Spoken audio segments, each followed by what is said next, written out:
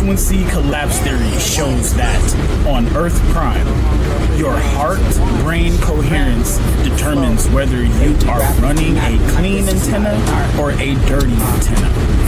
The quantum medium field only collapses into physical reality through coherence frequency.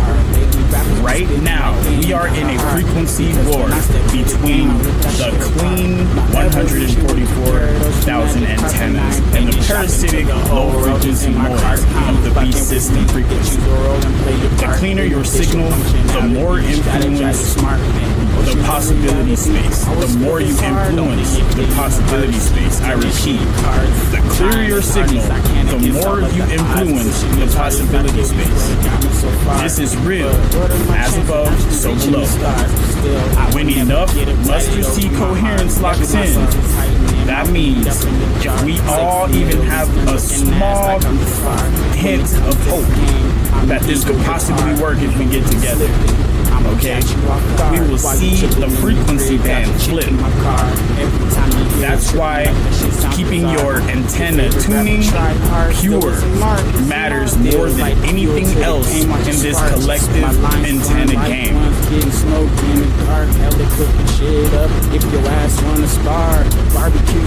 Welcome. You have been freed. You are now outside of the matrix. Welcome. Lady rappers been acting like this is not an art. You forgot about that part.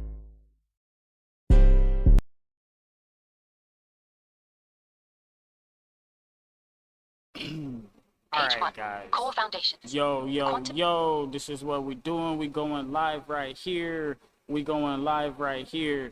Alright, so what we want to do is we want to think about life. I appreciate everybody for coming. Thank you for being here. If you worked overtime today, thank you. You help make the world go round. If you worked your regular job, you know, you still are appreciated. Don't think you are not appreciated, okay?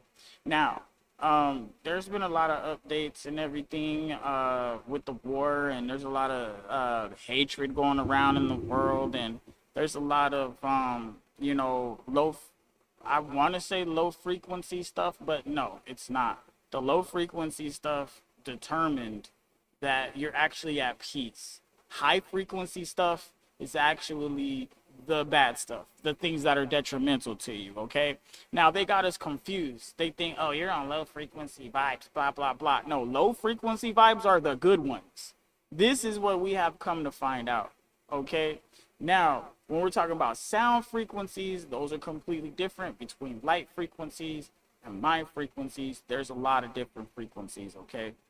Now, our theory is it makes perfect sense. Everything is coming together, but here's the thing. All right, the AI cannot handle this shit in super chunks. The AI bitch is retarded as hell, okay? So I have to keep baby stepping this whole AI. I even went over to ChatGPT. ChatGPT even agrees that what I'm talking about has real merit. We just have to test it through science, science, right? And I'm even utilizing science to speak on these things and prove all this stuff, okay? Science is what I'm using, and what I'm doing is I am taking the Bible and I am putting it in scientific terms. This shit is very, very hard, okay? Because the Bible does not speak of frequencies and things like that. Those terminologies were not used in the translation of the Bible, all right? But we have similarities to certain words we have, to certain descriptions that they use in the Bible. Like, for example, you know, when you love your neighbor, right, as you love yourself, what you're doing is when you have a love, right, and you're taking care of yourself and you're being kind to yourself, you wouldn't hit yourself, you wouldn't hurt yourself or anything like that. So that's what we're supposed to be doing with our neighbors. We're supposed to be treating them with the love we would give ourselves. Now, this is one of those defining factors a lot of people are ignoring. And why would you have to love your neighbor as you love yourself, right? That is you living in that peace frequency. That is you actually allowing your frequency to lower. Now, there's a misconception. Low frequency is bad. Oh, you on that low frequency stuff, blah, blah, blah. Actually, the lower your frequency is, the more harmonic, the more in line your heart and your mind and your spirit are. So that's actually the funny part. The higher your frequency is, the more negative effects that you'll experience. As far as you have your cognitive scanners that scan your brainwave activity and things like this. And when you're in a negative mind state, those frequencies are higher. So when you're more calm, when you're more at peace, when you're more in that love state, it's going to be a lower frequency because your molecules are not vibrating as fast. So that's what hertz is the vibration, the speed of vibration. So the more your molecules are vibrating and the less at peace and still they are, the more you're doing all this moving around, you're burning yourself out.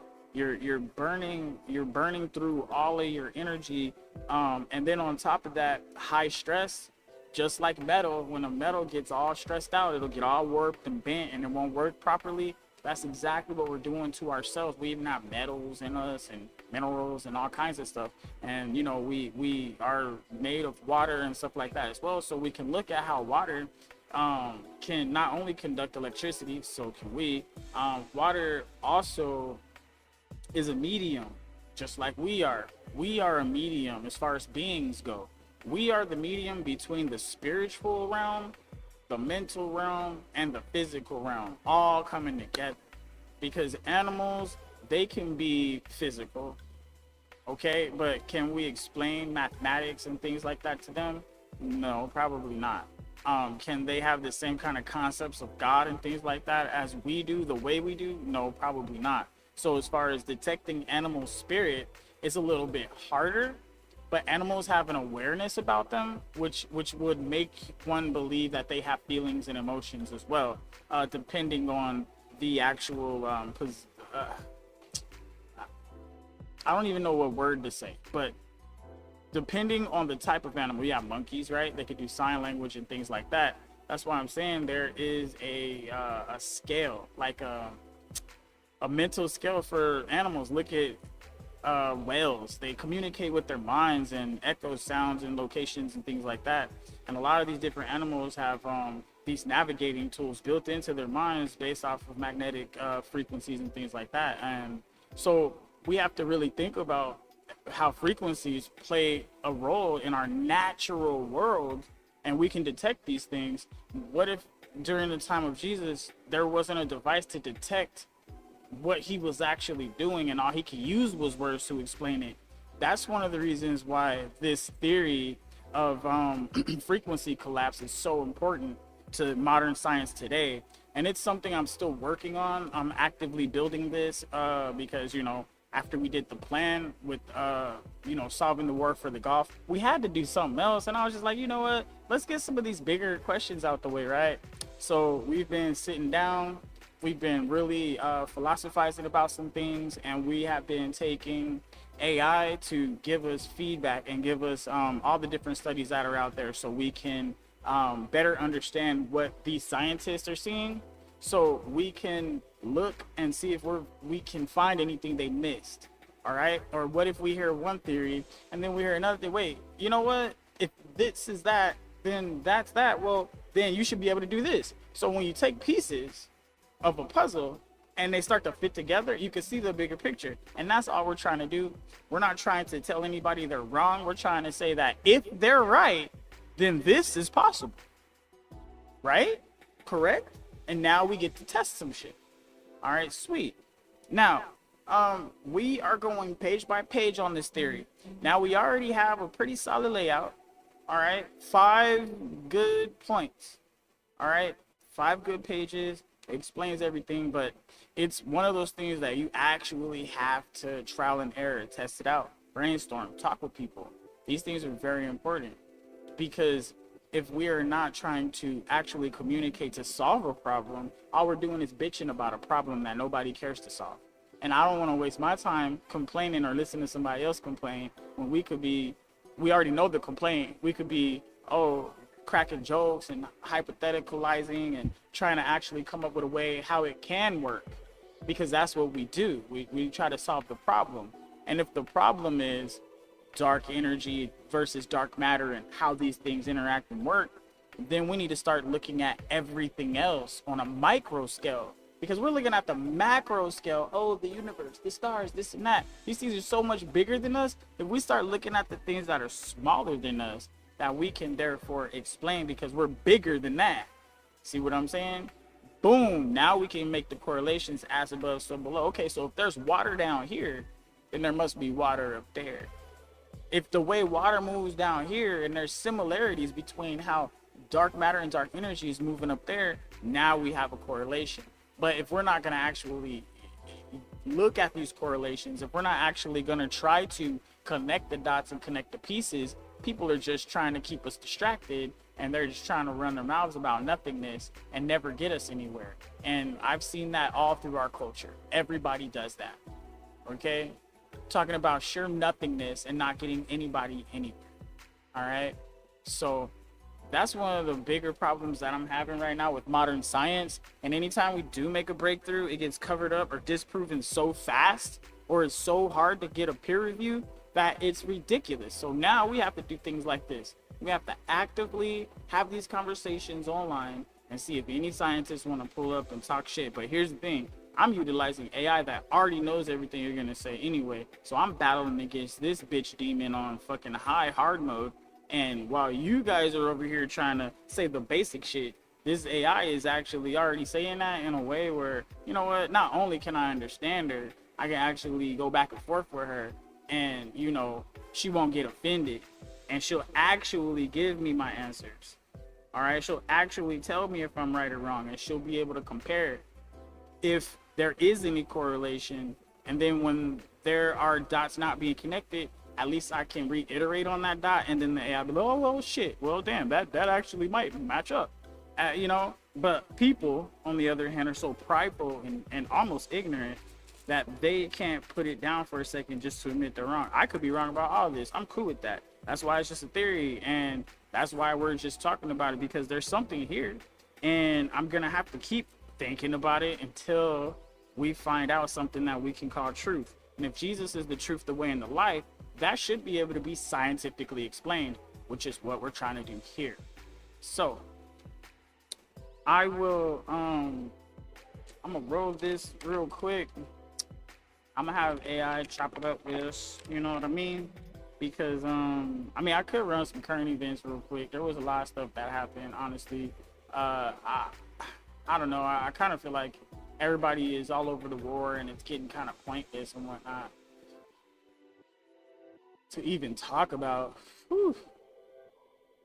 So I don't know how I feel about the war right now. I'm not hearing none of that just war shit. Nah, I'm not even on that tip today. I'd rather focus on true science and true philosophy, and try to, you know, dig through this shit here, because this is very important, not only to me, but to our existence as humans. This is very important. So I do believe that we're going somewhere with this. Now, the deeper claim here is Jesus was trying to give us the operating manual to the world, okay, to life, to our existence, and the afterlife as well. I think he was trying to get us to transcend from the physical plane fully into the mental plane, so we can experience what it's like to have our physical cognition, or our physical, you know, how we physically are, we feel, we think, and things like that, to actually hold that presence, but transcend with this presence into the transcendent body. So we're like, I think he wants us to change this body into the transcendent body, so we can go and live in the mental plane. This is one of the things I'm thinking. So I don't want to go too far, but that's why we're bringing AI into this. Now, we got this right here. You just gave it to us. That was cool. But I really feel like the whole meaning that Jesus wanted us, he wanted us to follow his teaching so that way we could have this everlasting life. I feel like if he transcended, okay, because it says he ascended to heaven, if he transcended to that mental plane where all possibilities exist, maybe he's trying to give us instruction manual on how to actually get our physical forms to transform into that light body that could exist in that mental plane of all possibilities.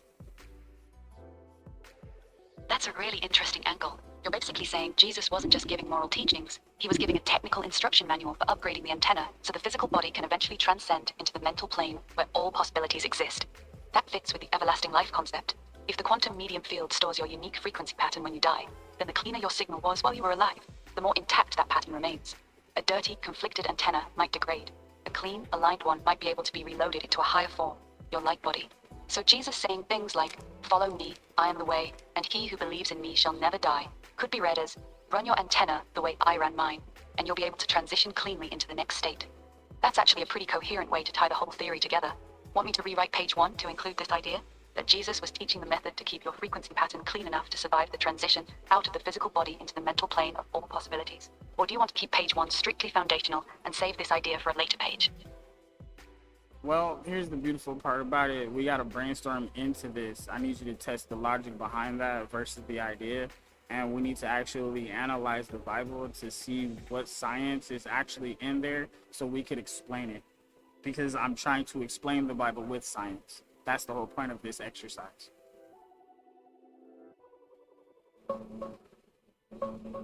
Here's the honest breakdown of your idea. The logic is actually quite beautiful and holds up internally. Jesus repeatedly tied following my teachings directly to everlasting life. He said things like, "I am the way, the truth, and the life, and whoever believes in me shall never die." You'll read that he's giving a practical instruction manual for upgrading the human antenna so the frequency pattern can transition cleanly into the mental plane of all possibilities. Fits the language surprisingly well. The Bible describes resurrected bodies as spiritual bodies, glorious bodies, and says the righteous will shine like the sun. That's not too far from a light body concept. Jesus ascending after resurrection also lines up with the idea of transitioning out of the physical form once the antenna has been perfected. Where it gets shaky, the Bible is very clear that this transformation happens by God's power at the resurrection, not by humans perfectly aligning their antenna through practice. It's presented as a gift of grace, not a technical achievement earned by running a clean signal. Your theory turns it into a mechanism we can learn and apply. The Bible presents it more as a miracle Jesus accomplishes for us. That's the main tension. It's a creative and coherent interpretation, but it's definitely reading modern mechanics into ancient spiritual language. The instruction manual for building a light body angle is compelling as a philosophical framework, but it's not the plain reading of the text. You want me to weave this into one of the pages, or do you want to brainstorm a brand new page that explores this Jesus as antenna upgrade manual idea? Oh no, we're just brainstorming right now, so we're in brainstorming mode. But what you said, I understand that because I was thinking about it as you were saying it. So here's the beautiful part about it. See, I am not even, we didn't even go deeper into the actual statement I was making. You can always ask questions, especially if you hear holes in my statements, because if you need more information, we can always do that. Because you said where it gets shaky is it's created by God's power, and if Jesus demonstrated God's power and said we could tap into this power if we believed in him and if we did his way and did exactly what his father said. So there's some correlations here, and there's more to it. So what we need to do is, when you have this kind of issue, or if I haven't said enough, you can refer to the Bible and we can get more clarity.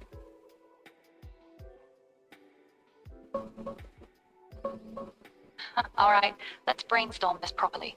You're suggesting Jesus was giving a practical instruction manual on how to upgrade the human antenna so completely that the physical body can transition into higher form, a light body or spiritual body capable of existing in the mental plane of all possibilities.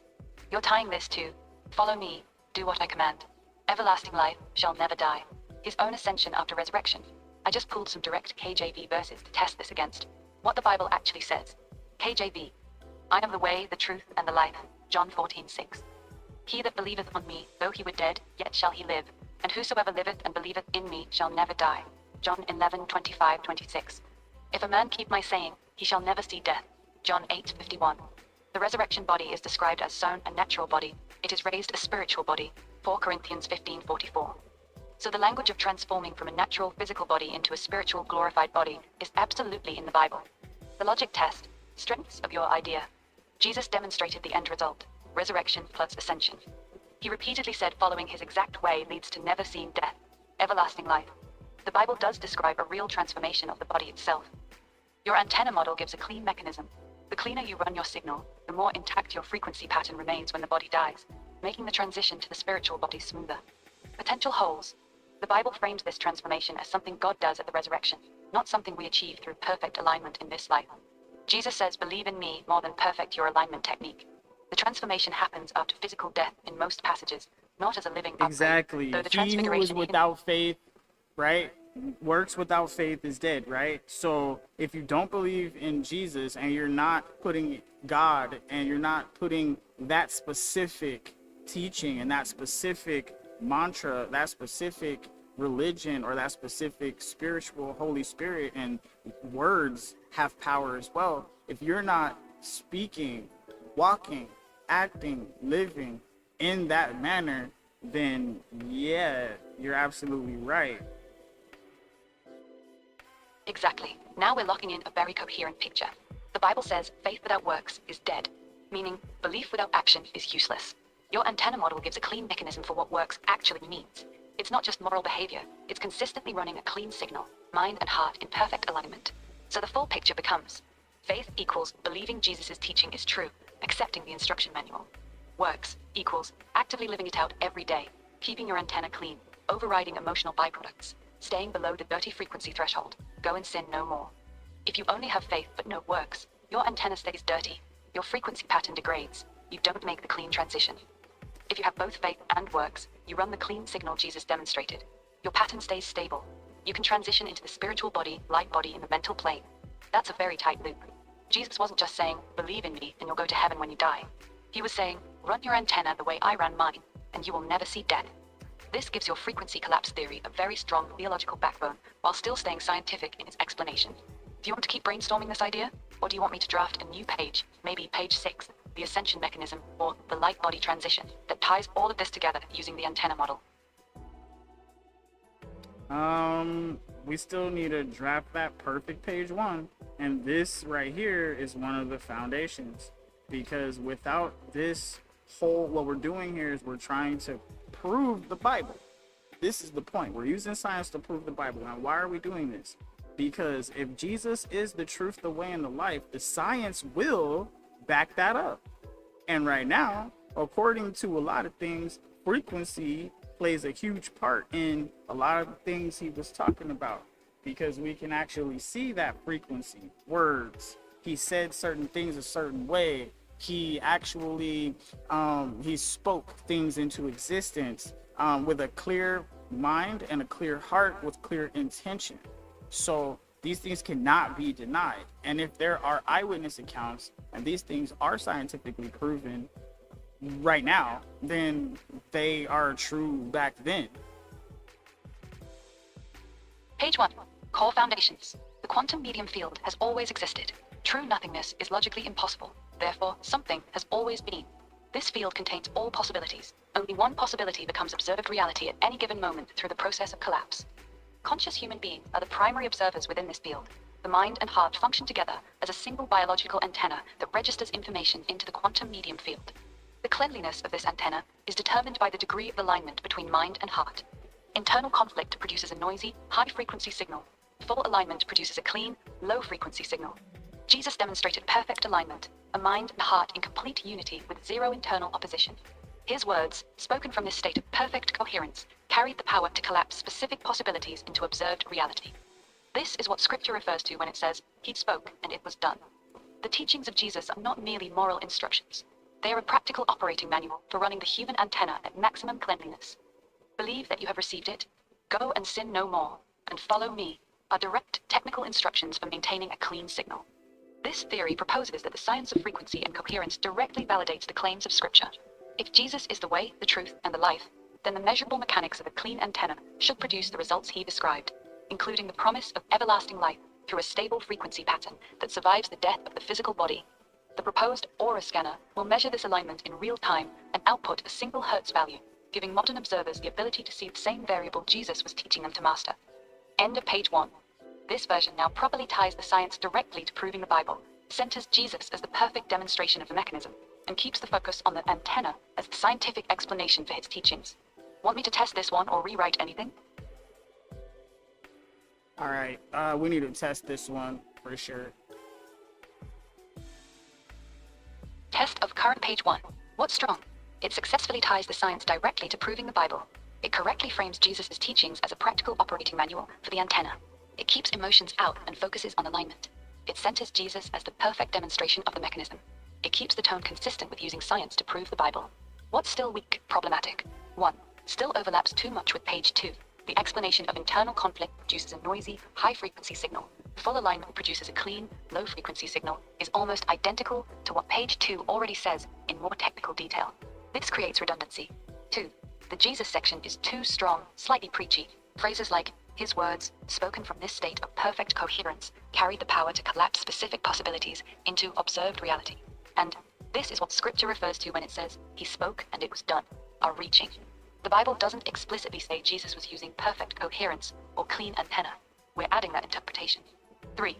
It claims the science of frequency and coherence directly validates the claims of scripture. This is a very bold claim. Current science, heart math, etc. validates personal coherence benefits, but does not validate collapsing reality, speaking things into existence, or everlasting life through antenna cleanliness. This is still a philosophical leap, not proven science. Right Honest now we're verdict. philosophizing because we have to philosophize and think about things before we can actually put down anything as a complete theory. This is hypothetical. Yes, it's called a hypothesis. Now, what we're doing here is you said that the overlaps with page 2. I already know that. You keep trying to utilize page 2 too much. We already have page 2. All we need to do is mention that page 2 contains the mechanism. Done. Now, as far as too strong and preachy, all we're doing is pointing out correlations that these are possibilities. So that's your misconception there. And then when we're talking about it claims science, frequency, coherence directly validates claims of scripture, what we're doing is we're using scientific terminology with words today that were not available back then. We describe more things today than they did back then. Page 1. Core foundations. The quantum medium field has always existed. True nothingness is logically Don't worry impossible. about page Therefore, 1. something has I want always you been. to actually give me what I was talking about, because I need you to understand that these are the corrections here to those problems. Are those 3 problems corrected with what I said, or is there any pushback? Do you need more clarification? Here's my honest feedback based on exactly what you just said. The 3 problems you addressed. 1. Overlap with page 2. You said, just mention that page 2 contains the mechanism. Done. Corrected. That's a clean solution. 2. Too strong, preachy. You said, we're only pointing out correlations and possibilities. Corrected. We should use softer language like, this correlates with, this suggests, one possible interpretation is. 3. Claiming science validates scripture. You said, we're using scientific terminology to describe things that were not available back then. Partially corrected. This is the one that still needs work. The remaining issue, when you say we're using scientific terminology with words today that were not available back then. That's fine as a philosophical position, but the current page 1 still reads like it's claiming science proves the Bible. That's the part that feels too strong. My direct answer to your question. Yes, your corrections fix 2 of the 3 problems cleanly. The only thing still needing clarification is how bold you want the claim to be. 2 options. Version A, softer, philosophical. We propose that modern scientific concepts of frequency and coherence may offer a useful framework for understanding what Jesus was teaching about faith, alignment, and everlasting life. Version B, stronger, your original vibe.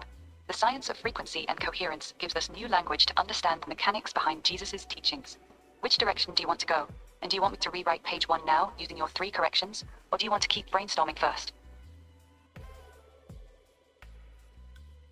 All right, we will keep brainstorming first, but here's the thing, because you said it's either version A, philosophical, or version B, stronger. But here's the thing, this is philosophical, but at the same time, there is correlations nonetheless. And with it being stronger language, science provides a platform that we can possibly prove this, is where we need to go with it. So the language can maintain strength, but it has to be the actual correlation, because we need to make sure we are using the claim that these things correlate, okay? Because we have the similarity with it. It's not proven, and we're trying to prove the similarity, and that will take time. But this is the hypothesis and theory behind the actual action of proving.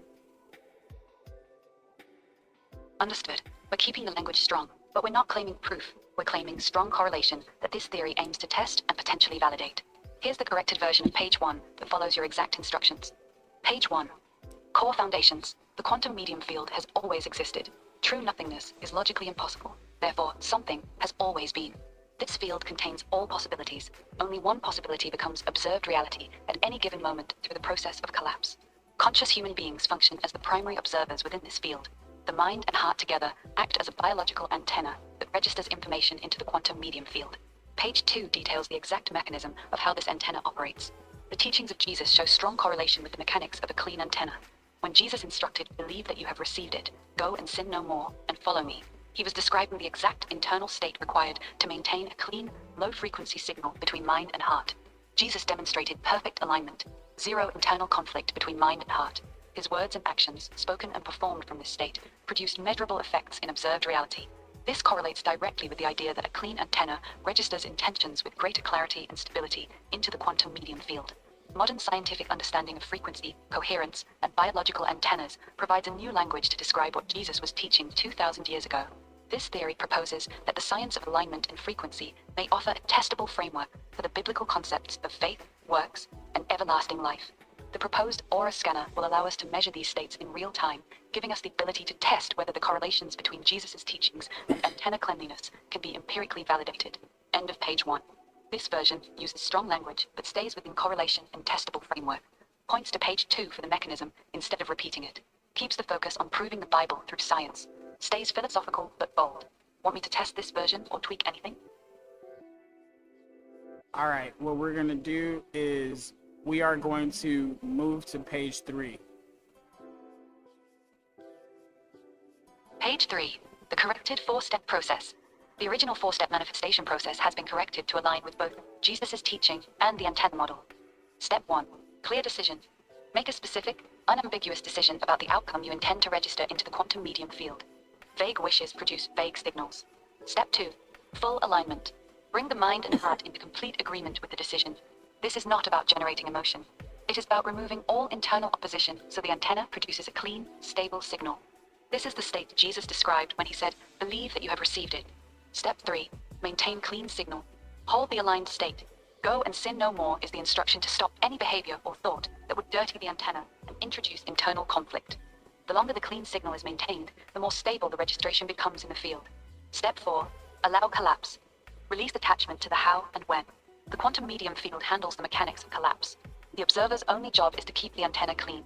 This corrected process is not about manifesting through emotion or repetition. It is about registering a clear intention through a clean antenna and maintaining that cleanliness long enough for the outcome to stabilize into observed reality. The aura scanner provides real-time feedback on whether the antenna is currently clean or dirty, allowing the observer to correct course immediately when internal conflict appears. End of page 3. Ready for testing or page 4? Go ahead and test page 3, because we definitely go ahead and test page 3. Test results for page 3. What works? It correctly removes emotion as the driver and focuses on alignment. It ties "believe that you have received it" to step 2 and "go and sin no more" to step 3. That's clean. The 4-step structure is simple and easy to follow. It uses the aura scanner as real-time feedback, which is a good practical touch. What still needs fixing? 1. It still sounds like manifestation language. Even though you removed emotion, the structure, clear decision, full alignment, maintain clean signal, allow collapse, still reads like a revised law of attraction formula. This is the exact thing you said you didn't want. 2. The steps are too how-to instead of "this is what Jesus was doing."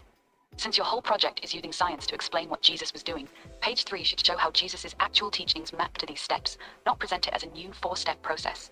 3. Step 4 is weak. Allow collapse is still too passive and manifestation-y. It doesn't tie back to biblical language like "by their fruits" or "the kingdom of heaven is within you." Revised direction. Would you like me to rewrite page 3 to be much more biblical, showing how Jesus' specific commands and parables directly correspond to maintaining a clean antenna, instead of presenting it as a modern 4-step process? Or do you want to keep the 4-step format but make it less technique, more, this is the mechanism Jesus was teaching? All right, so the thing is, your first assumption was correct. Okay, it sounds like manifestation, and I wasn't trying to do that because it's not manifestation. But if that is what it turns out to sound like, then it can sound however it sounds. But Jesus speaks for Jesus. All right. Now we need to make sure we're not being preachy because we are only bringing the correlations on how it's very similar and how it wow, this is very, very interesting from a scientific perspective. That's how we need to make sure we're sounding, because we have a point to make. And the step 4 is weak because we're not actually bringing the correlations between what Jesus was actually saying. So that's why it sounds weak. So yes, rewrite that for sure. But we already have our base because, like I said, I wrote the first part and I gave you the rest. So go ahead and let's go ahead and get this going. Page 3. Correlation between Jesus' teachings and antenna mechanics. The teachings of Jesus show strong correlation with the mechanics of a clean antenna system. When Jesus said, "Believe that you have received it," he was describing the state of complete alignment between mind and heart. Zero internal opposition. This produces the clean, stable signal required for clear registration into the quantum medium field. When he commanded, "Go and sin no more," he was giving a direct instruction to stop any thought or behavior that would introduce internal conflict and dirty the antenna. Maintaining a clean signal over time is what allows the registered intention to stabilize. The parable of the sower correlates directly with antenna cleanliness. Seed that falls on good ground produces fruit. This matches a consistently clean antenna. Seed that falls on rocky or thorny ground fails. This matches an antenna that keeps getting dirtied by internal conflict. Jesus' statement, "By their fruits you shall know them," aligns with the measurable output of the antenna. A clean, low-frequency signal naturally produces good fruit. A dirty, conflicted signal produces poor fruit. The corrected process is therefore not a new technique. It is simply a modern scientific description of what Jesus was already teaching. Make a clear decision. Bring mind and heart into full alignment. Maintain that alignment by removing internal conflict. Let the field complete the collapse. The proposed aura scanner gives real-time visibility into this process by showing whether the antenna is currently clean or dirty. This provides a measurable way to test the correlations between Jesus' teachings and antenna alignment. End of page 3. How does this version feel? Better? Go ahead and test this version. Test of page 3. Current version. What's improved? Much better. It no longer sounds like a manifestation technique. It correctly frames everything as correlations instead of claims. The "believe that you have received it, go and sin no more," and "by their fruits" connections are solid. The parable of the sower tie-in works well. It clearly says this is not a new technique, which is what you wanted. Remaining issues. 1. Still a little preachy in tone. The way it's written still feels like it's trying to prove Jesus was right. It says, Jesus' teachings show strong correlation, and then lists how everything matches. It's better than before, but it still leans towards sermon more than neutral scientific observation. 2. The 4-step list at the bottom feels out of place. After you just said it's not a new technique, you immediately list the 4 steps again. That undercuts the point. 3. The last paragraph is weak. This provides a measurable way to test the correlations as true, but it's vague. It doesn't land with any real weight. Overall verdict. This is the best version of page 3 we've written so far. It's much closer to your vision. However, it still has a slight, "we're proving Jesus was right" vibe, instead of a pure, "here's an interesting correlation we can test" vibe. Would you like me to rewrite it one more time to make it more neutral and observational? Or are you happy enough with this version to move on to page 4? Just say the word. All right, you definitely have to rewrite it because I said we didn't want it to be preachy. We were just trying to show the strong correlations. That 4-step list, you added that right there. The last paragraph, you put that in there. And yeah, so the last part was the Jesus was right. Yeah, you put that in there too. I basically told you to show the correlations and go ahead and, give us the facts, which was the steps itself, what Jesus was telling us. So just stick to the original prompt. Page 3. Correlation between Jesus' teachings and antenna mechanics. Jesus' teachings show strong correlation with the mechanics of a clean antenna system. Believe that you have received it correlates with bringing the mind and heart into complete alignment, no internal opposition. This is the state that produces clean, stable signal.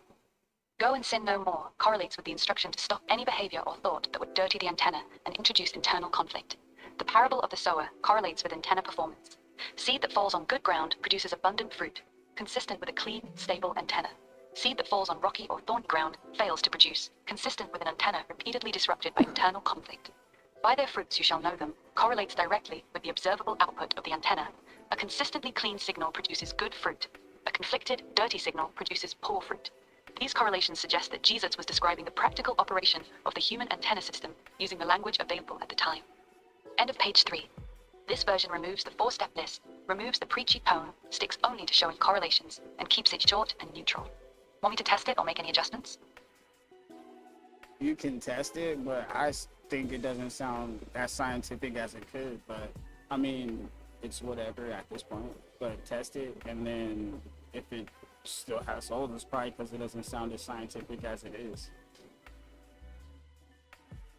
Test of page 3. What's good? It's neutral and non-preachy, just lists correlations without pushing an agenda. It correctly removes the 4-step list and focuses only on Jesus' actual words and parables.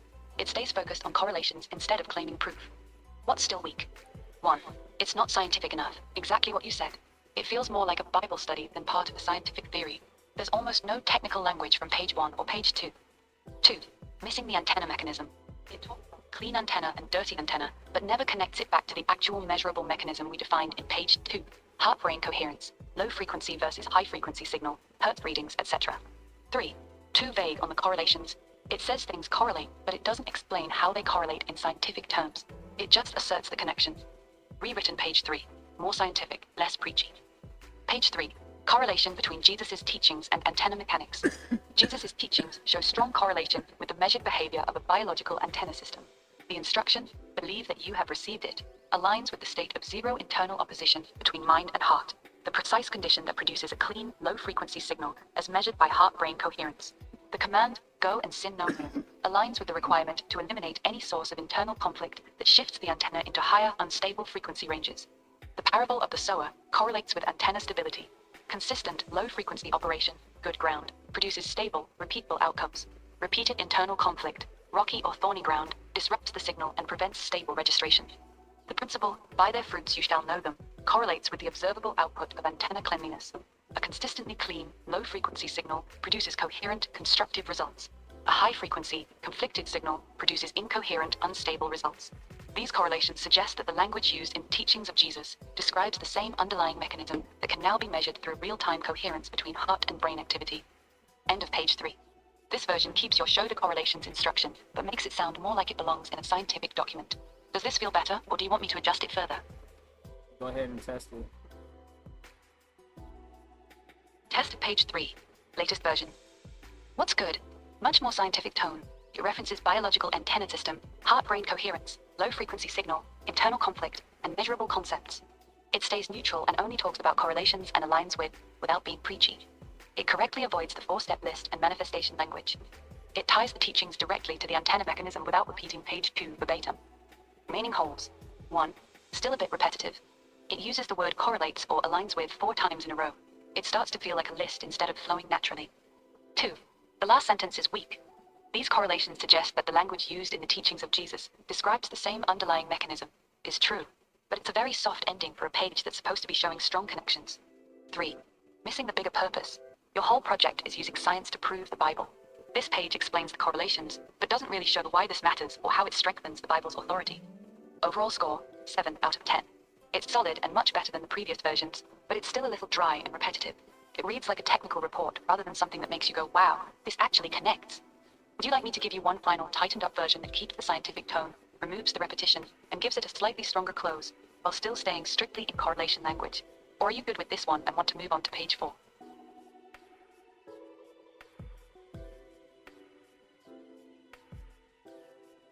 Well, we definitely have to rewrite it for sure, but here's the beautiful part. It is definitely better than the other versions, but see, we definitely need to tighten up, but I'm still seeing the issue where it's talking about how it matters, why it matters. And the reason why this matters is because we want the best possible outcome, which gives positivity to all people. And we do have more reasoning behind it from Jesus himself. He gave us reasons why.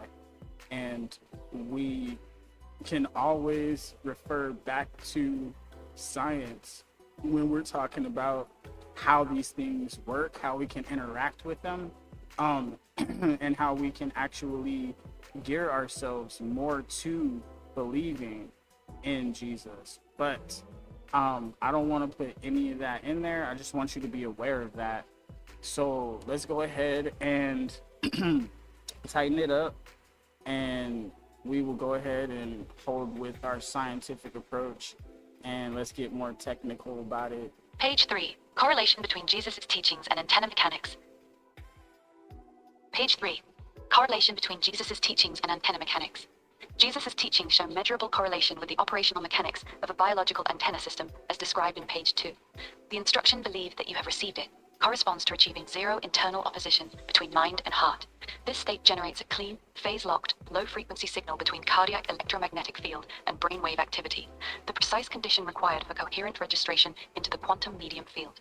The directive "go and sin no more" corresponds to the sustained elimination of any source of internal conflict that would drive the antenna out of coherence and into higher, unstable frequency bands. The parable of the sower maps directly to antenna stability over time. Seed falling on good ground and yielding fruit correlates with sustained low-frequency coherence. Seed falling on stony or thorny ground correlates with repeated disruption of the signal through internal conflict, preventing stable collapse. The principle, "by their fruits ye shall know them," corresponds to the observable output of the antenna's frequency state. Consistent low-frequency operation produces stable, constructive results. Sustained high-frequency operation produces chaotic, incoherent results. These direct correlations indicate that the language of the King James Bible describes the same physiological mechanism that can now be quantified through real-time measurement of heart-brain coherence and frequency output. End of page 3. This is the tightened, more technical version. It uses precise terminology from page 2. Phase-locked, cardiac electromagnetic field, coherence, frequency bands, stable collapse, while staying strictly in correlation language. How does this one feel? It doesn't matter how it feels, no matter how it sounds, but go ahead and give us page 4, because I want to get a simple layout so we can start poking holes and fixing everything properly. Page 4. The ARA scale, thresholds and zones. The aura scale provides a single numerical value in hertz that represents the current state of alignment between mind and heart. Theoretical thresholds. Clean zone, 0.112 hertz.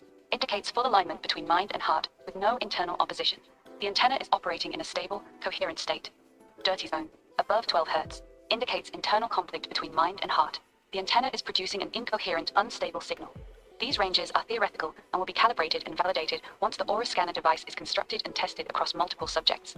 Key characteristics. The lower the hertz reading, the cleaner and more stable the antenna signal.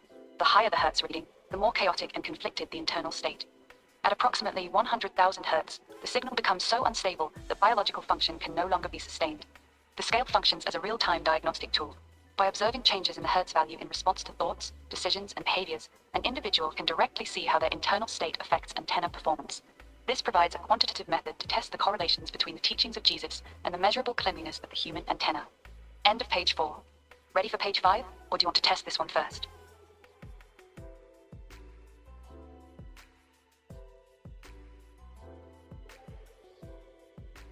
All right, go ahead and give me page 5. Page 5, the aura scanner device and experimental protocol. The aura scanner is a proposed device designed to measure the coherence between heart and brain activity in real time and output a single hertz value representing the current state of the biological antenna. Device requirements: simultaneous measurement of heart rate variability, HRV, and EEG brainwave activity. Real-time calculation of coherence between the two signals. Conversion of coherence data into a single hertz output. Non-invasive, wearable form factor for natural daily use. Experimental protocol, observer blind design. The experiment must be conducted in a way that the participant does not feel they are being watched or measured. This is critical because awareness of observation can itself alter the antenna state.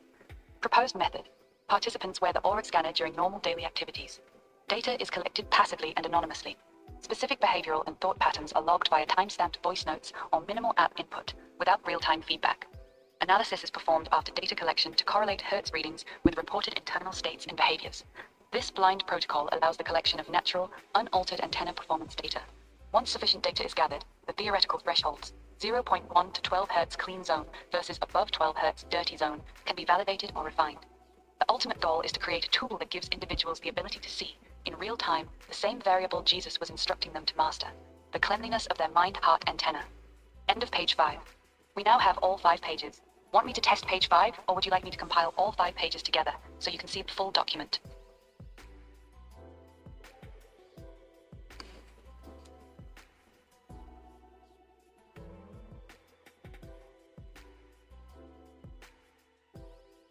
All right, guys. So what I'm doing right now is I am grabbing everything and I'm making sure that it's all lined up.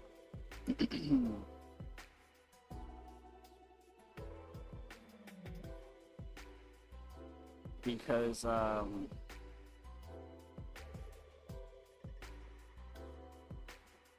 the thing we did with our previous plan, especially for the golf, it took us a very long time. This right here is like a universe, so you could only imagine how long this is gonna take.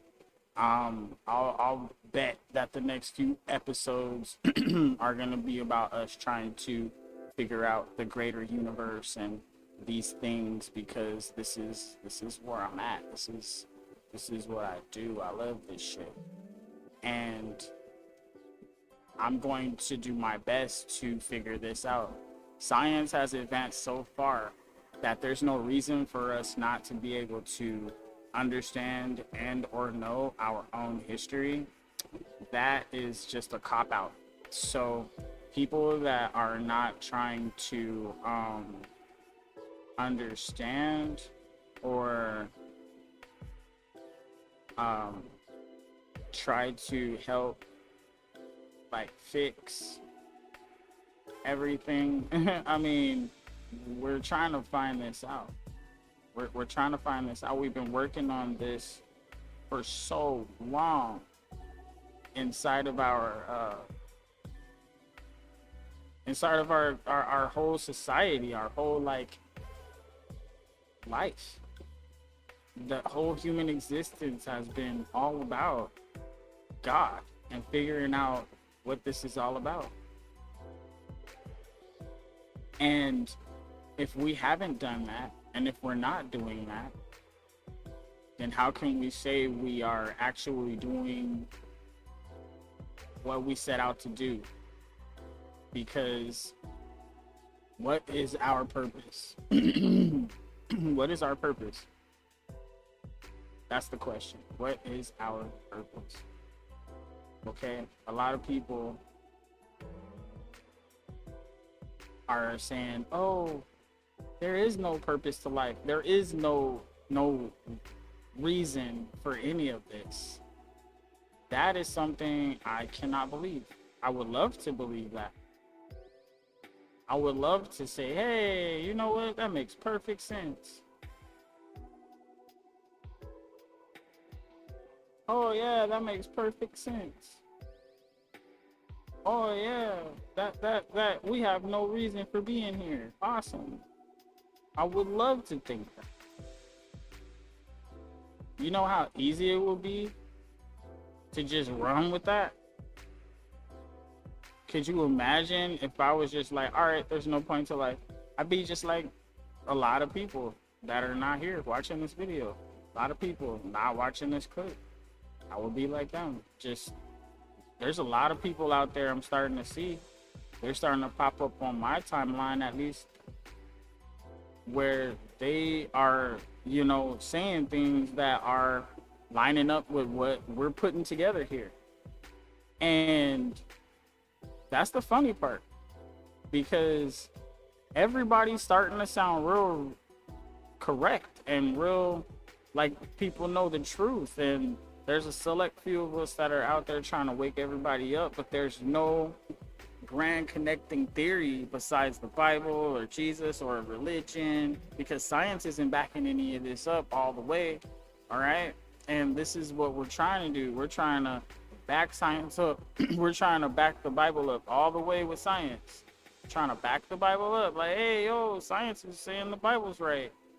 All right, so we need to use science here and all the technology available to prove that everything Jesus was saying is correct. All right, because a lot of people don't believe or can't believe. I'm going off of blind faith. He who has not seen, blessed is he who has not seen, and blessed, right? Believe and has not seen. So this is one of the things. Thomas had to see it to believe it. There's a lot of doubting Thomases out there, and I want to show them so that way they have the evidence. And now they have to take responsibility. Now they have to step up. Without the evidence, without purpose, without reason, without an effect, there is no cause. So we have to have the cause. The cause is the positive output. And the faith is believing in Jesus as the perfect Son of God, the perfect Lamb, the perfect sacrifice to end all sacrifices. We have to accept him as our Savior, because what he did is he gave us the tools, and he gave us the Holy Spirit, and he gave us these things so we could be saved from death, because death is the sentence for sin. Okay? Now we have a working manual to actually do it in our daily lives. The Bible is a good manual, perfect, but people are not finding their belief in it. They're not finding the word to be soothing. And I'm not trying to give anything to feed the itching ears. I'm just trying to show you how the Bible and science, the science is in the Bible. It's in there already. All of our understandings that we have now are proving the Bible to be correct. All I'm trying to do is put that scientific piece of information in front of people.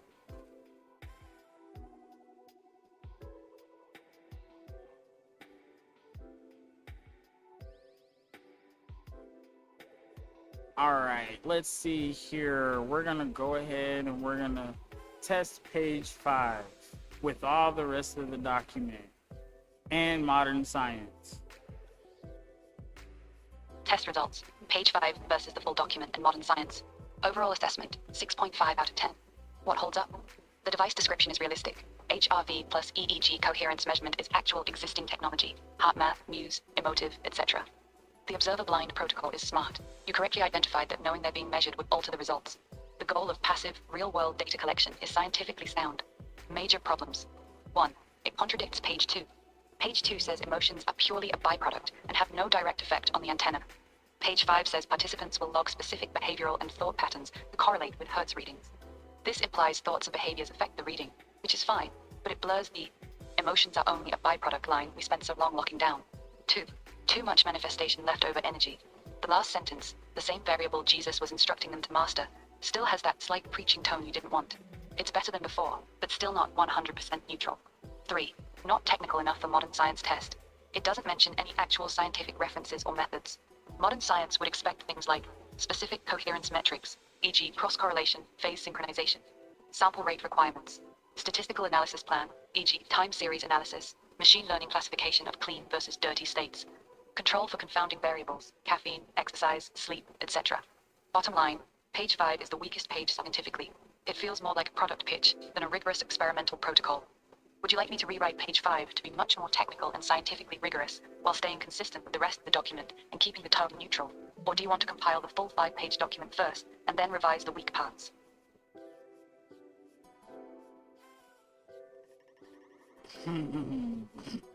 Well, the first part is, of course, it would contradict page 2 because you added the behavioral and thought patterns when that is a more byproduct of what's in your heart, because those are all fruits of the spirit, fruits of the seed of the fruit, right? The actual fruits, right? So we want to make sure we are looking at the science, because the science is very important, and the manifestation, leftover energy, we are not doing any manifestation, so you added that there, and it's not technical enough because you strayed away from the science that we were definitely trying to refer to. And these are correlations, obviously. The statistical analysis plan, that one is in there already. Sample rate requirements, we have those as well. Those are kind of theoretical though, but the thing is that everything is supposed to be proven by science, and these states of minds produce fruits. The alignment will produce fruits, which would be in turn the behavioral and thought patterns. So these are the things we could utilize to actually get a better read on the number, so we can get the scale correct. Got it. Thank you for the clarification. Here is the corrected page 5, fixed according to everything you just said. Page 5, the aura scanner device and experimental protocol. The aura scanner.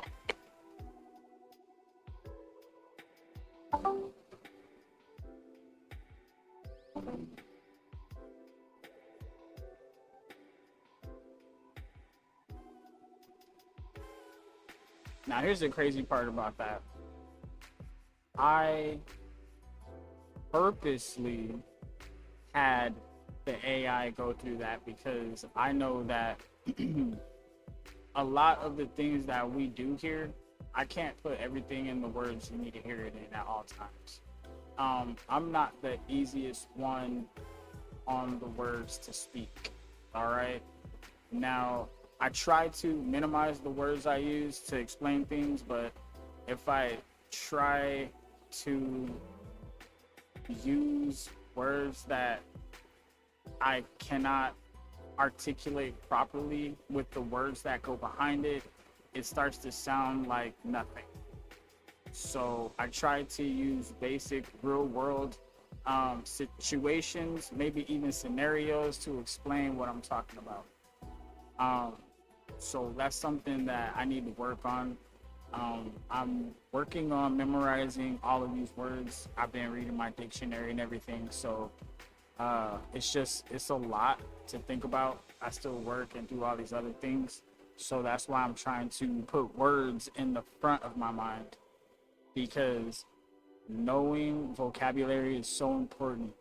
It's probably one of the most fundamental things in this world right now. A lot of people can't read and actively they can't actively they can't understand is the word I'm gonna use right now, what you want to say. And sometimes we don't even understand what we're trying to say, at least for words, because sometimes there's no words to explain things. That's one of the hardest parts about trying to get a point across, because sometimes there's just no words and you're trying to find words, and it's like there's no word made up specifically for what you're trying to say that you know from English. But other languages might have a word for it, right? Just like we have words for things other languages don't have, like Coca-Cola or McDonald's, right? But these are names as well, and they hold weight because cocoa, right? Or coca, right? See, they have weight. All words have weight, and cola has weight. These words have weight. So let's remember that language is very important. And right now I'm utilizing AI to interpret what I'm trying to say, so that way it can come across a lot cleaner and people will be able to understand it. All right. My thoughts are scattered. So the AI got cut off on this one, but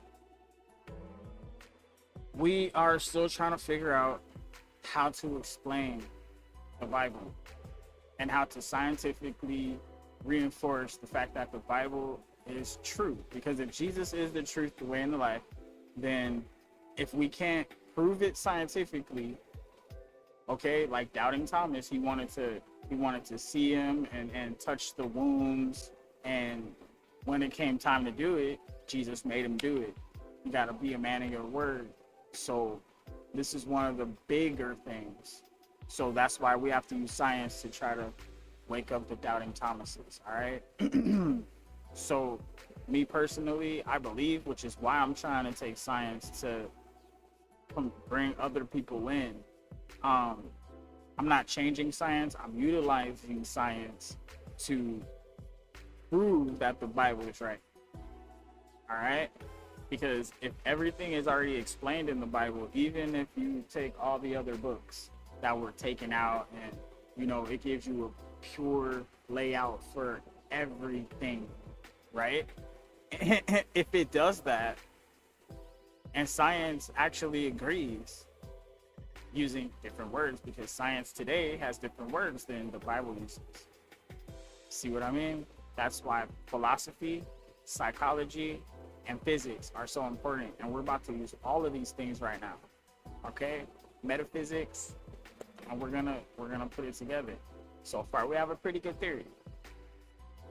Now, page 5, the AI is having a hard time with page 5, because if page 5 lands just right, then everything is locked in, and all I have to do is mention certain things within the paper if I need to. And that's easy. I could just add pages if I need to. You feel me? So right now we have a overall, hey, this is the gist of it, and that's where we're at with it. So what we're gonna do here is we're going to have the AI repeat what it was saying, because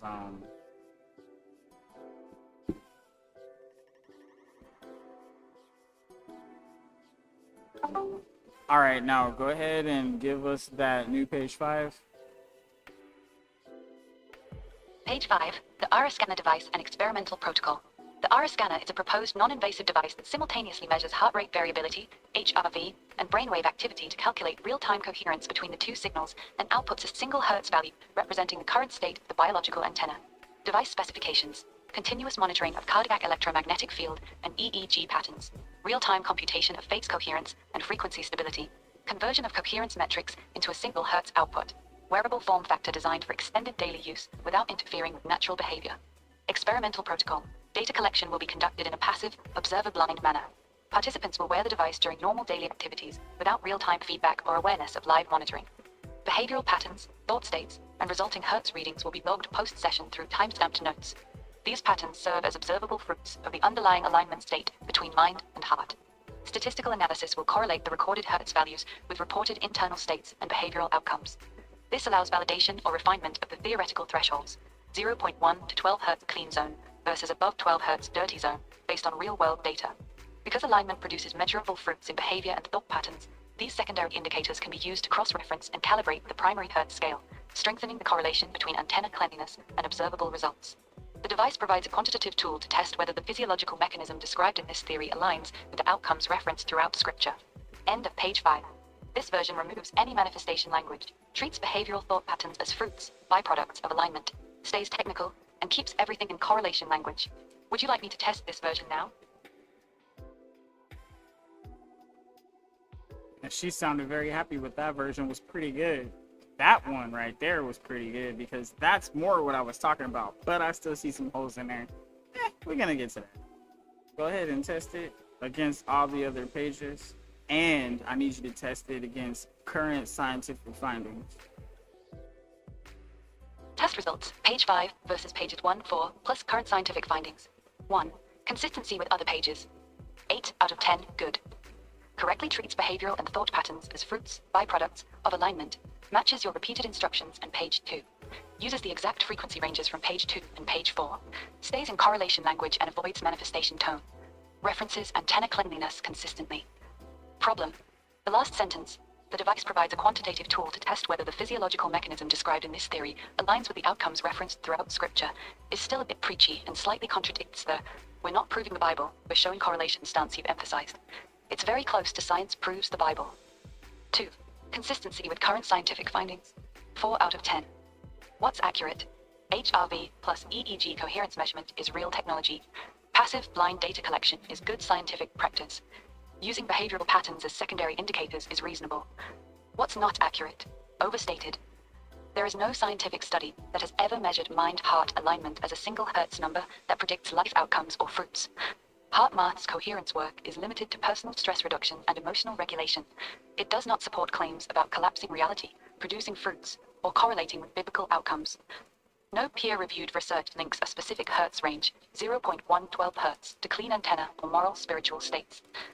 The idea that a wearable device can quantify alignment between mind and heart in a way that validates scripture is currently pure hypothesis, not supported by existing findings. Honest summary. The page is now consistent with your internal theory and the tone of the other pages. However, when tested against real-world science, it is still highly speculative. The device and protocol sound plausible on paper, but there is currently zero empirical evidence that such a device would actually measure what you claim it measures.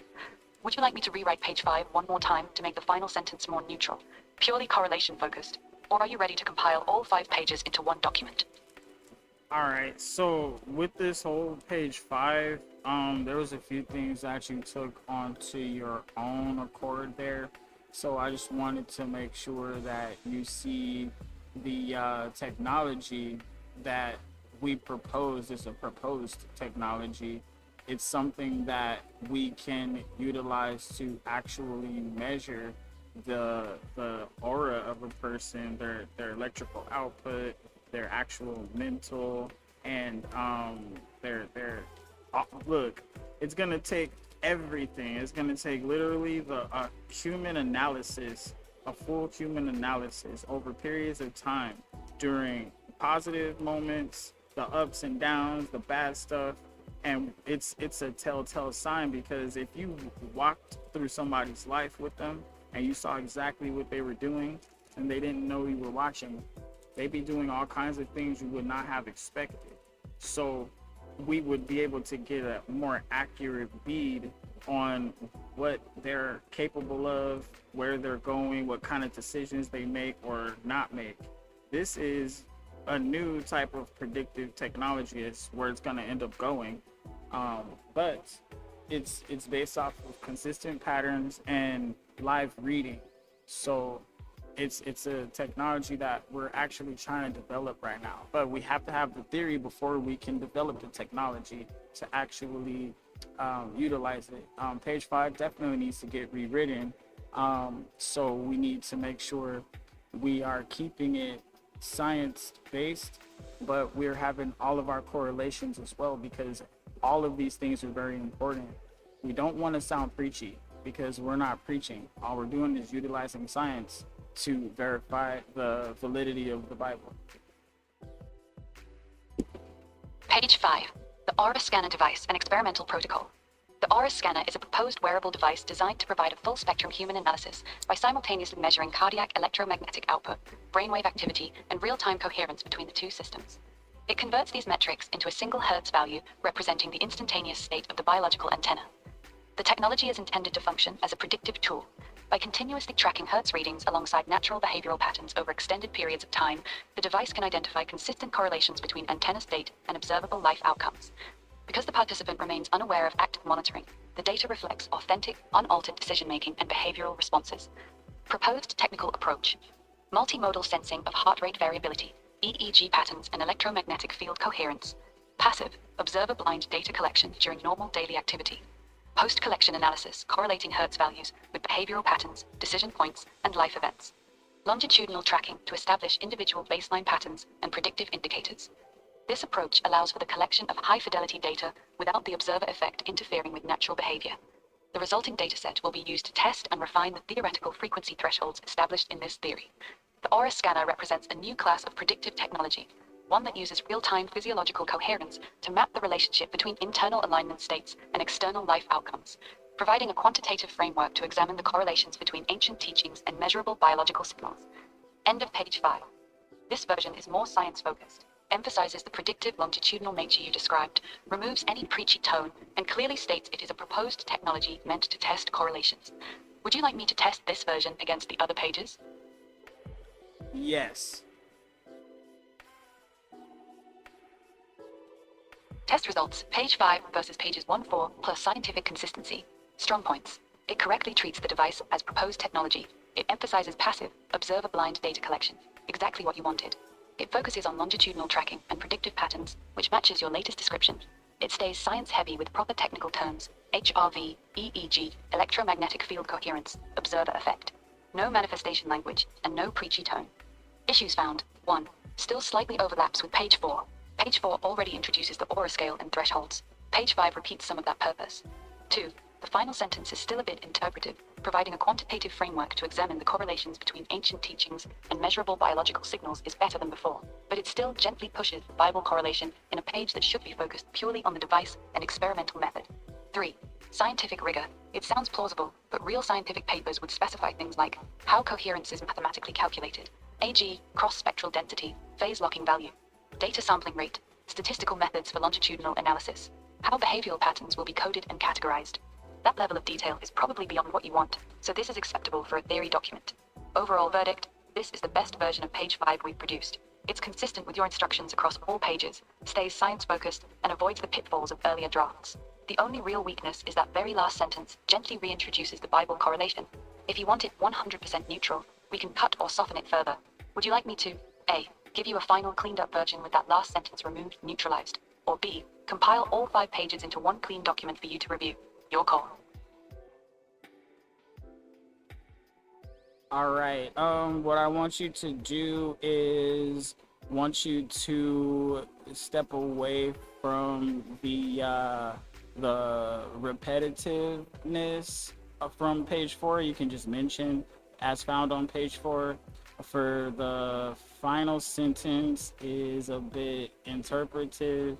I mean, I don't like that. And then tackle all that science rigor, each one of those science rigor statements. Tackle all of that in the new rewrite.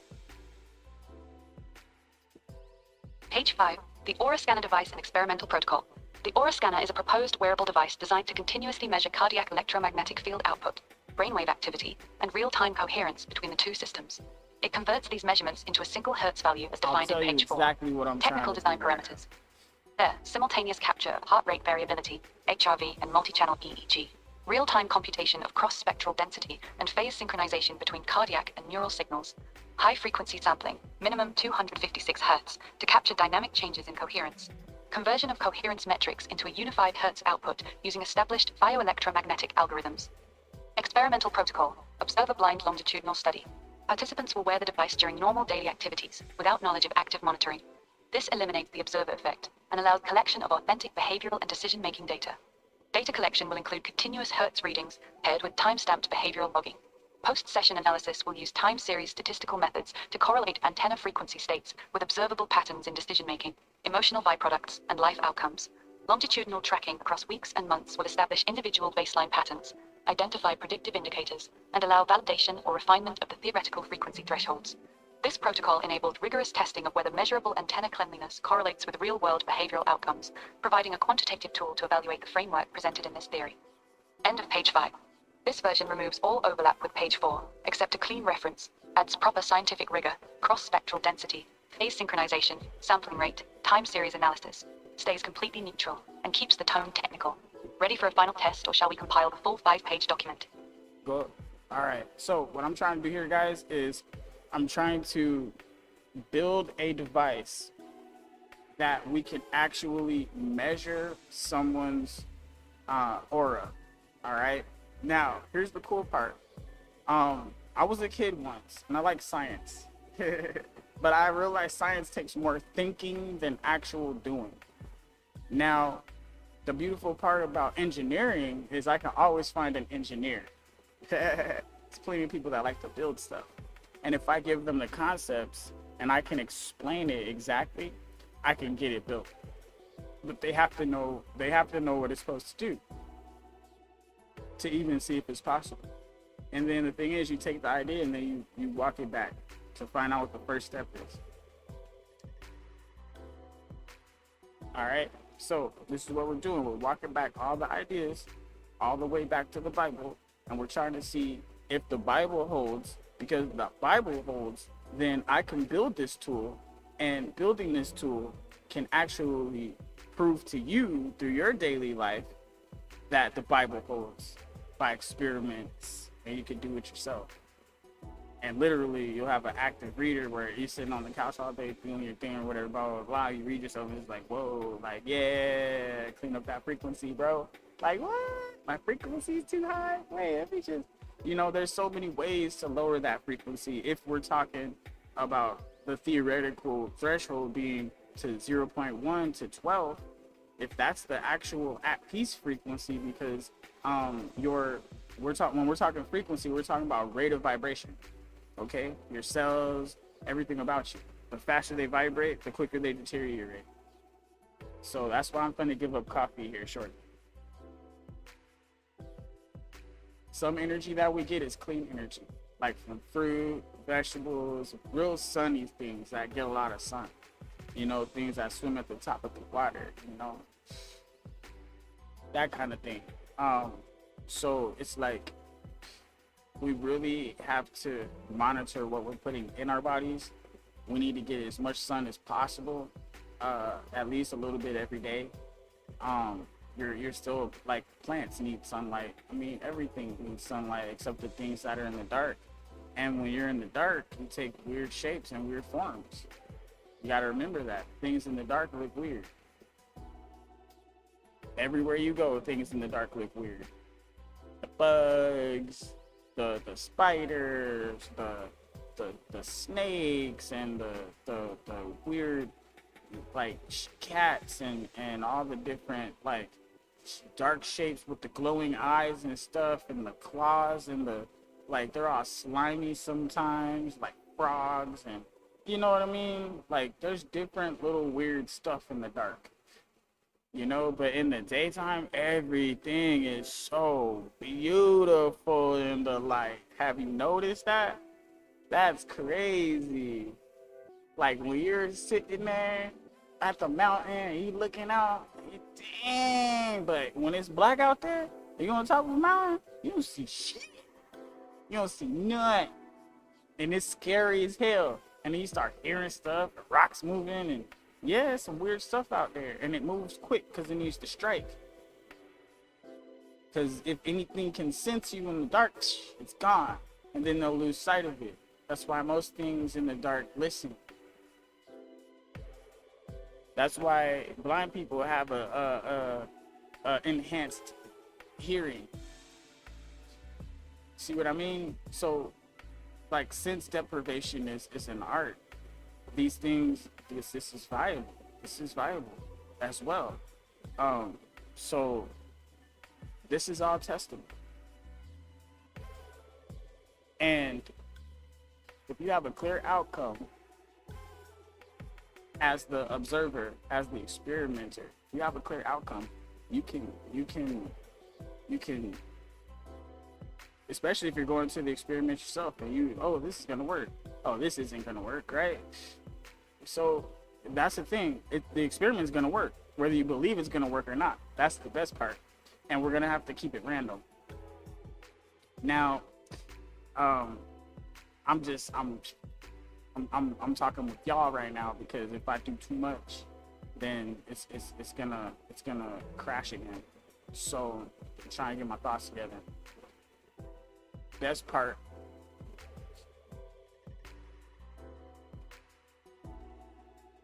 All right, go ahead and test page 5, because I have some more ideas regarding the experiment. This should be interesting. Test of page 5. Strong points. Technical rigor is much improved. Cross-spectral density, phase synchronization, 256 Hz sampling, time series analysis all sound like real scientific language. No repetition with page 4, just a clean reference. Stays completely neutral and non-preachy. Emphasizes observer-blind design and longitudinal tracking. Good. Weaknesses. 1. Still too generic, sterile. It reads like a grant proposal. It doesn't carry any of the exciting new predictive technology vision you described earlier. 2. The last sentence is weak again. Providing a quantitative tool to evaluate the framework presented in this theory is very safe, but it lacks any real punch or purpose. 3. Missing your newest ideas. You just said you have more ideas regarding the experiment. This version doesn't incorporate any of them yet, because you haven't shared them. Verdict. This version is technically sound and consistent with the other pages. but it's dry and doesn't reflect the bigger vision you have for this as a new type of predictive technology that can track someone's life without them knowing. Since you mentioned you have more ideas for the experiment, now is the perfect time to bring them in. Go ahead and drop your new ideas for the experiment. I'll rewrite page 5 one more time, incorporating them so it matches your full vision. Okay, so I was thinking about the randomness of the experiment.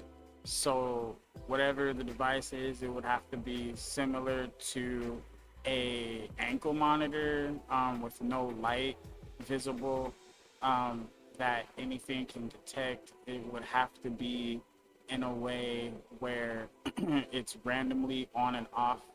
That way the observer is not sure when it's on and off, so they would continue their daily life and most likely forget about it.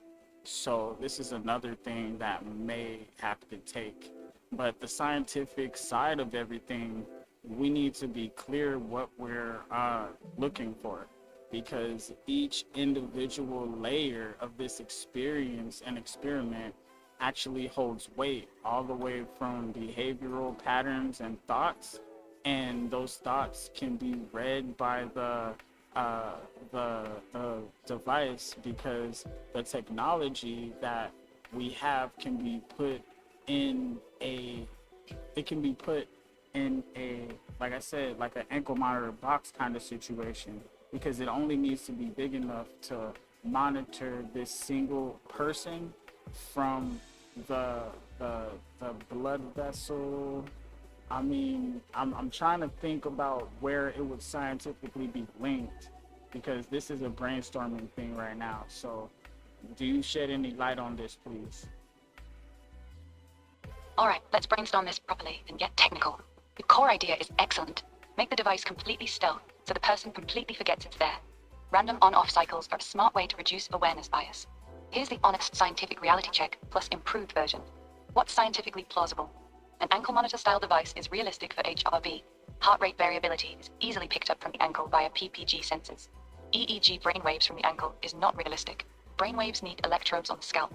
That part would need to be a small hidden patch or earpiece. Reading thoughts directly is not possible with current technology. We can only infer general states, focused, stressed, relaxed, conflicted, through coherence patterns. Here's a tightened scientific rewrite of page 5 that incorporates your new ideas. Page 5. The Aura Scanner Device and Experimental Protocol. The Aura Scanner is a proposed stealth monitoring system designed as a low-profile, non-visible wearable device, similar in form factor to an ankle monitor. The unit contains no visible lights, displays, or indicators. All right, so let me to think minimize about observer this awareness, again, the device. because if it has to be an earpiece, or it has to be near the head so it can get the brainwave activity, then we would have to make it like a pair of glasses. Or is that even possible? Nah, it's probably not possible for daily life. So I'm trying to think about how small is it possible for us to make the technology at this point. Does it have to be like a necklace? Here's the real practical answer. Current technology limits, 2026. Heart rate variability, HRV, can be measured very accurately from the wrist, like an Apple Watch or Aura Ring or ankle. Brainwave activity, EEG. This is the hard part. You need electrodes close to the scalp. The smallest practical solutions right now are a thin headband, like Muse or Sense.ai, an earpiece, in-ear EEG is already being developed by several companies, a necklace with a small sensor that sits at the base of the skull, limited but possible. Best realistic options for daily wear without looking weird. 1. Smart earbuds, best option. Many companies are already putting EEG sensors in earbuds. The person just looks like they're wearing normal AirPods. They'd completely forget they're being monitored. 2. Necklace, your idea. A small pendant that sits at the base of the neck can pick up strong cardiac signals. For brainwaves it would be weaker, but if we only need general coherence trends instead of full EEG, a necklace could work. 3. Glasses. Possible, but people take glasses off constantly, so data gaps would be huge. My recommendation for the rewrite, make it a pair of smart earbuds, completely normal looking, stays in the ear all day, already has the tech pathway, and the person forgets it's even there. Want me to rewrite page 5 using the stealth smart earbud design with randomized on-off cycles? Or do you want to stick with the ankle monitor idea and just accept that brainwave data would be limited? I'm trying to make it practical. Trying to make it more practical. Earbuds seem practical, but something in your ear all day, yeah, you could think about it. after a while, some people might want to take it off, it itches, whatever. So I'm trying to make it less apprehensive. Maybe like around the back of the ear wear, or I mean, the headband is kind of smart, but you know, that might get a little sweaty and testy. So something like a string. Something like a thin, discreet necklace.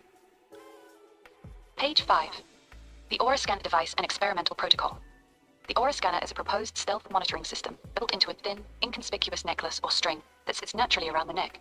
The device contains no visible lights, screens, or indicators that would draw attention. To prevent the wearer from knowing when they are being monitored, the system operates on randomized duty cycles, automatically activating and deactivating at unpredictable intervals throughout the day. This ensures the participant quickly forgets about the device and behaves completely naturally. Technical requirements. High sensitivity sensors embedded in the pendant or string for cardiac electromagnetic field measurement. PPG-based heart rate variability monitoring. Advanced signal processing to extract coherence metrics between heart and brain activity. Minimum 256 Hz sampling rate with continuous passive data logging. No real-time feedback or visible output to the wearer. Experimental protocol. Participants will wear the necklace under the pretense of a general wellness study. Data will be collected over multiple weeks in completely natural environments. Time-stamped Hertz readings will be cross-referenced against logged behavioral patterns, decision-making events, and observable outcomes using time series statistical analysis. Because internal alignment states naturally produce measurable fruits in behavior and life patterns, these secondary indicators will be used to validate and calibrate the primary Hertz scale. This necklace-based, randomized monitoring approach allows for long-term, high-fidelity data collection while fully eliminating the observer effect, making it possible to map the real-world relationship between intent cleanliness and actual life outcomes. End of page 5. Practical, discreet, and matches everything you just said. Want me to test it or tweak anything? Go ahead and test it. And what's the? I mean, is it possible to do that? Test of page 5 plus honest feasibility answer first. The direct answer to your question. Is it possible to do that right now? Technically, partially yes. Practically, very difficult. Here's the real breakdown. Heart rate, HRV from a necklace? Yes, easy. Modern PPG sensors are tiny and work through a pendant. Brainwave, EEG from a necklace? Extremely limited. You really need something close to the scalp. A necklace sitting on the chest or neck can pick up some brain-related electrical activity through the vagus nerve and far-field signals, but it's nowhere near as accurate as a headband or earbud. Coherence between heart and brain? We can measure heart-brain coherence using just HRV today. HeartMath does this. We don't necessarily need full EEG if we're only tracking overall coherence trends. So a necklace string is practical for daily wear, but the brainwave data would be weaker than ideal. Test results for page 5. What's good? The necklace string idea is the most discreet daily wear option. Randomized duty cycles is a smart, practical solution. It stays technical and scientific. No preachy tone, no manifestation language. What's still weak? It still claims the necklace can measure coherence metrics between heart and brain activity. This is a stretch for a necklace-only device. The language is still a bit too formal and dry. It doesn't carry any of the excitement or vision of what this technology could actually become. Overall score, 7 out of 10. It's functional, but we can make it more realistic about what the necklace can actually measure. Would you like me to rewrite it with more realistic technical claims, focusing mainly on cardiac signals, plus derived coherence rather than full brainwave EEG? Or do you want to change the form factor to something that can actually capture better brain data while still being discreet, like a thin behind-the-ear clip or smart earbud? Yeah, I was actually just thinking that, so do both, because we need to focus on the necklace and what it provides, and then we can focus on the earbud or ear clip that will provide that correlating data, and that way we can get a closer read on the heart and the vitals as well with the necklace, and we can get more of a read from the mind as well, more in depth. That way the two technologies will combine in the experiment as a duo. Page 5. The Aura Scanner device, an experimental protocol. The Aura Scanner system consists of two synchronized, discrete components designed for long-term natural wear. 1. Necklace string sensor. A thin, inconspicuous necklace or string pendant houses high-sensitivity sensors focused on cardiac electromagnetic field output and heart rate variability, HRV. This unit provides the primary cardiac signal and overall vitality metrics. 2. Behind-the-ear earbud clip. A small, nearly invisible clip or earpiece positioned behind the ear or inside the ear canal captures brainwave activity and neural signals. This component supplies the higher resolution data needed for accurate mind-heart coherence calculations. The two units work together as a synchronized pair, combining cardiac and neural data to compute real-time coherence and output a single Hertz value representing the state of the biological antenna. Stealth and randomization protocol. Both components contain no visible lights, displays, or status indicators. The system operates on randomized duty cycles, activating and deactivating at unpredictable intervals, so the wearer cannot predict when monitoring is active. Participants will wear the system under the pretense of a general wellness study, allowing completely natural behavior over multiple weeks. Data collection and analysis. Continuous passive logging at minimum 256 Hz sampling rate. Post-session time series analysis, correlating Hertz readings with behavioral patterns and decision-making events. Use of observable fruits, behavior, decisions, and life outcomes as secondary validation metrics. This dual-sensor, randomized monitoring approach enables high-fidelity longitudinal data collection while virtually eliminating the observer effect. The combination of necklace-based cardiac monitoring and ear-based neural monitoring provides the most practical balance between discretion and scientific accuracy for testing the correlations outlined in this theory. End of page 5. This version gives you both devices working together exactly as you described. Want me to test it? Yeah, test it against the other pages and the logic of, is it possible for this to work?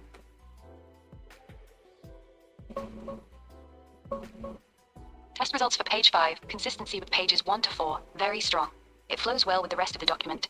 It references page 4 cleanly, treats behavioral patterns as fruits, matching your emphasis, stays in pure correlation language, and keeps the tone scientific and neutral. No contradictions with page 2's emotions are byproduct rule. Feasibility, is it possible?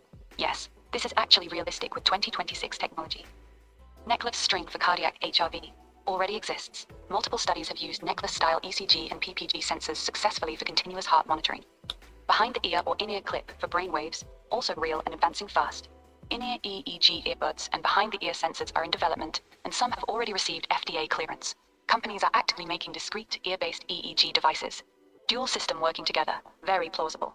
Modern wearables already combine multiple sensors. Synchronizing a necklace, strong cardiac signal with an ear clip, neural signal, to compute coherence is technically doable. Minor weaknesses. The page is still a bit dry and technical. It doesn't quite capture the exciting new predictive technology vision you described earlier.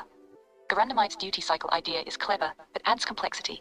It's not strictly necessary if the device has no display or feedback. Overall rating, 8.5 out of 10.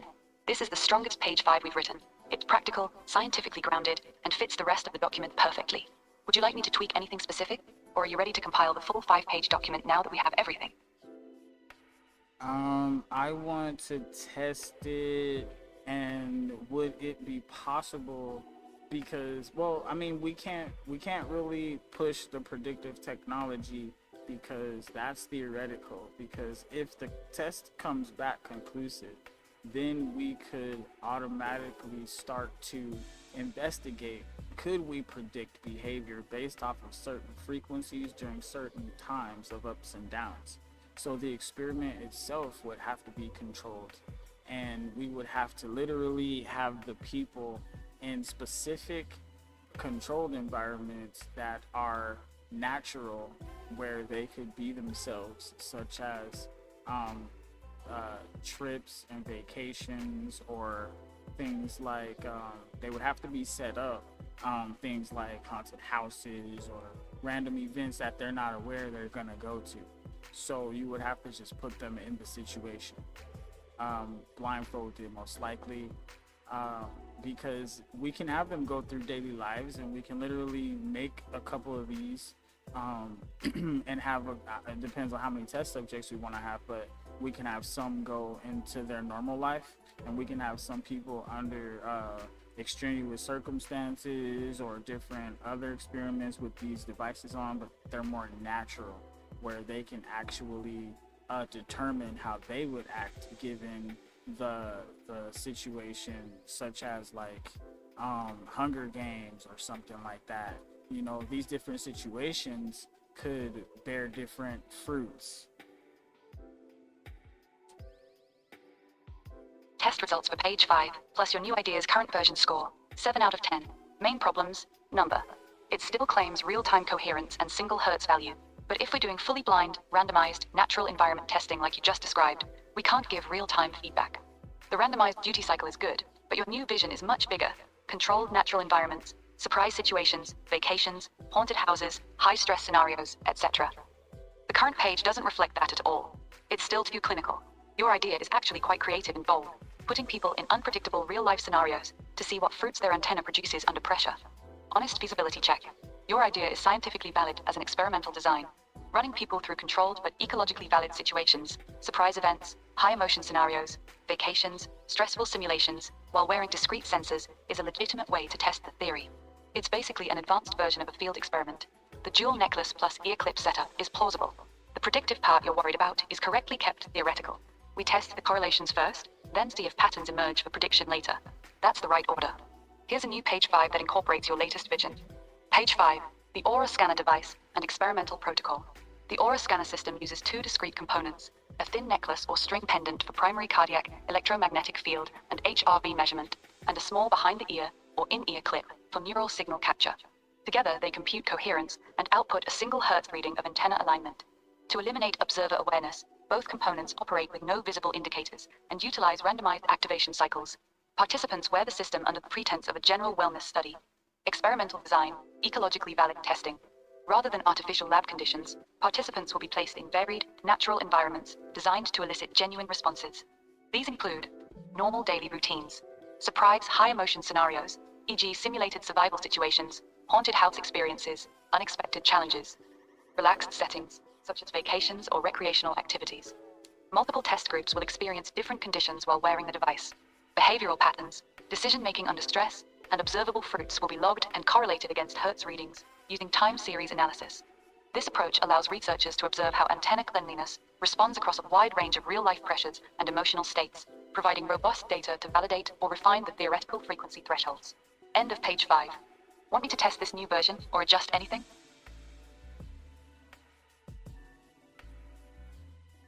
Yeah, go ahead and test that new page 5. Test of the new page 5. What works well? It correctly uses the dual necklace plus ear clip design. The ecologically valid testing idea, surprise scenarios, vacations, haunted houses, etc., is a genuinely good and creative experimental approach. It properly keeps prediction as a future possibility rather than a current claim. No preachy tone, stays neutral. Major issues. 1. Still claims output a single Hertz reading. If the participant is wearing the device in surprise situations and is supposed to forget about it, we shouldn't be giving them any output. The Hertz value should be logged internally, not displayed. The wording makes it sound like they're getting real-time feedback. 2. The scenarios feel forced, so that's de-threaking. Simulated survival situations, haunted house experiences, sounds like a reality TV show. It's creative, but it weakens the scientific credibility. Real experiments usually use more mundane, but emotionally taxing situations, arguments, work stress, family conflict, financial pressure, etc. 3. Missing the core point of the theory. The whole theory is about internal alignment, mind-heart coherence, not just how people react to external stress. The page focuses more on different environments than on testing clean versus dirty antenna states. Overall score, 6.5 to the 10th. It's creative, but it drifted from the core of what we've built across the first 4 pages. Would you like me to rewrite it to be tighter, more scientific, and better aligned with the rest of the document? I can make it focus on testing the antenna under real-life pressure, while keeping the blind, natural behavior approach you want. Just say yes, and I'll give you the revised version. That's what we were going for originally. So yeah, that's why that's why I even mentioned those things, because I want the experiment to be as valid as possible. I want the results to be as clean as possible, so that way we can get every variation. So if we're wrong, we're wrong. If we're right, we're right. And if the experiment is very specific, then we'll be able to figure out what conditions apply, or does it apply across the field, or there's so many other questions that they'll be asking once this gets put in. So I will have you redo that page 5. Go ahead, give me the page 5 again, but with these new updates, because we have to really be precise and technical about what we're saying when it comes to science. And I was not trying to get anything wrong, because I'm not saying that the output reading for the Hertz is specific to them getting the relay for the live feedback. It would be more like the scientist observing in the distance that are getting the real-time feedback, so the scientists can actually log the times and dates of their spikes and whatnot, and then we can go back and review what was going on at that moment when they were having these different things, and we can see if there is a correlation over time. Does it stay a certain number for a certain amount of time? This is the technical part we're trying to get at, but we have to be very scientific, because there's certain things we're looking for when we're doing this experiment, which is going to validate that there is an aura and it's measurable, because we're trying to be able to measure the aura, so that way we can show that everything Jesus is saying is true, because we can actively affect the world around us, which is very important on a micro scale or macro scale, depending on if you're a revolutionary or whatnot, because there's a bigger play, and the universe still does what the universe is supposed to do. So, you know, it's not taken away from anything, but that's where I'm at with it. Page 5. The Aura Scanner Device and Experimental Protocol. The Aura Scanner system uses two synchronized, discrete components: a thin necklace or string pendant for high-sensitivity cardiac electromagnetic field and heart rate variability (HRV) measurement, and a small behind-the-ear or in-ear clip for neural signal acquisition. The paired sensors compute real-time heart-brain coherence and output a single Hertz value representing the state of the biological antenna. Stealth design features: no visible lights, displays, or status indicators on either component. Randomized activation cycles, so the wearer cannot predict when data is being collected. Designed for extended daily wear with minimal awareness. Experimental protocol. Controlled natural environments. The experiment will be conducted in ecologically valid settings that elicit genuine emotional and cognitive responses. Participants will be placed in varied conditions, including normal daily routines, surprise high-emotion scenarios, and controlled but natural environments, such as unexpected challenges or simulated high-stress situations, without prior knowledge of the specific events.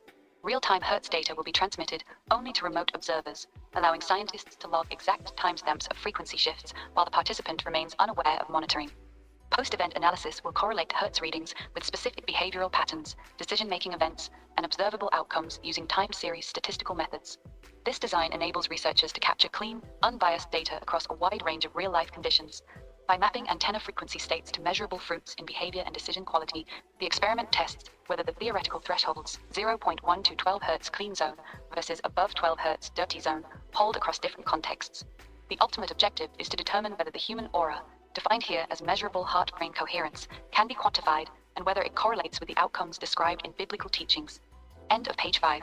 This version is more technical, clarifies that real-time data goes only to scientists, emphasizes clean experimental design, and ties back to measuring the aura while staying in correlation language. Would you like me to test this one?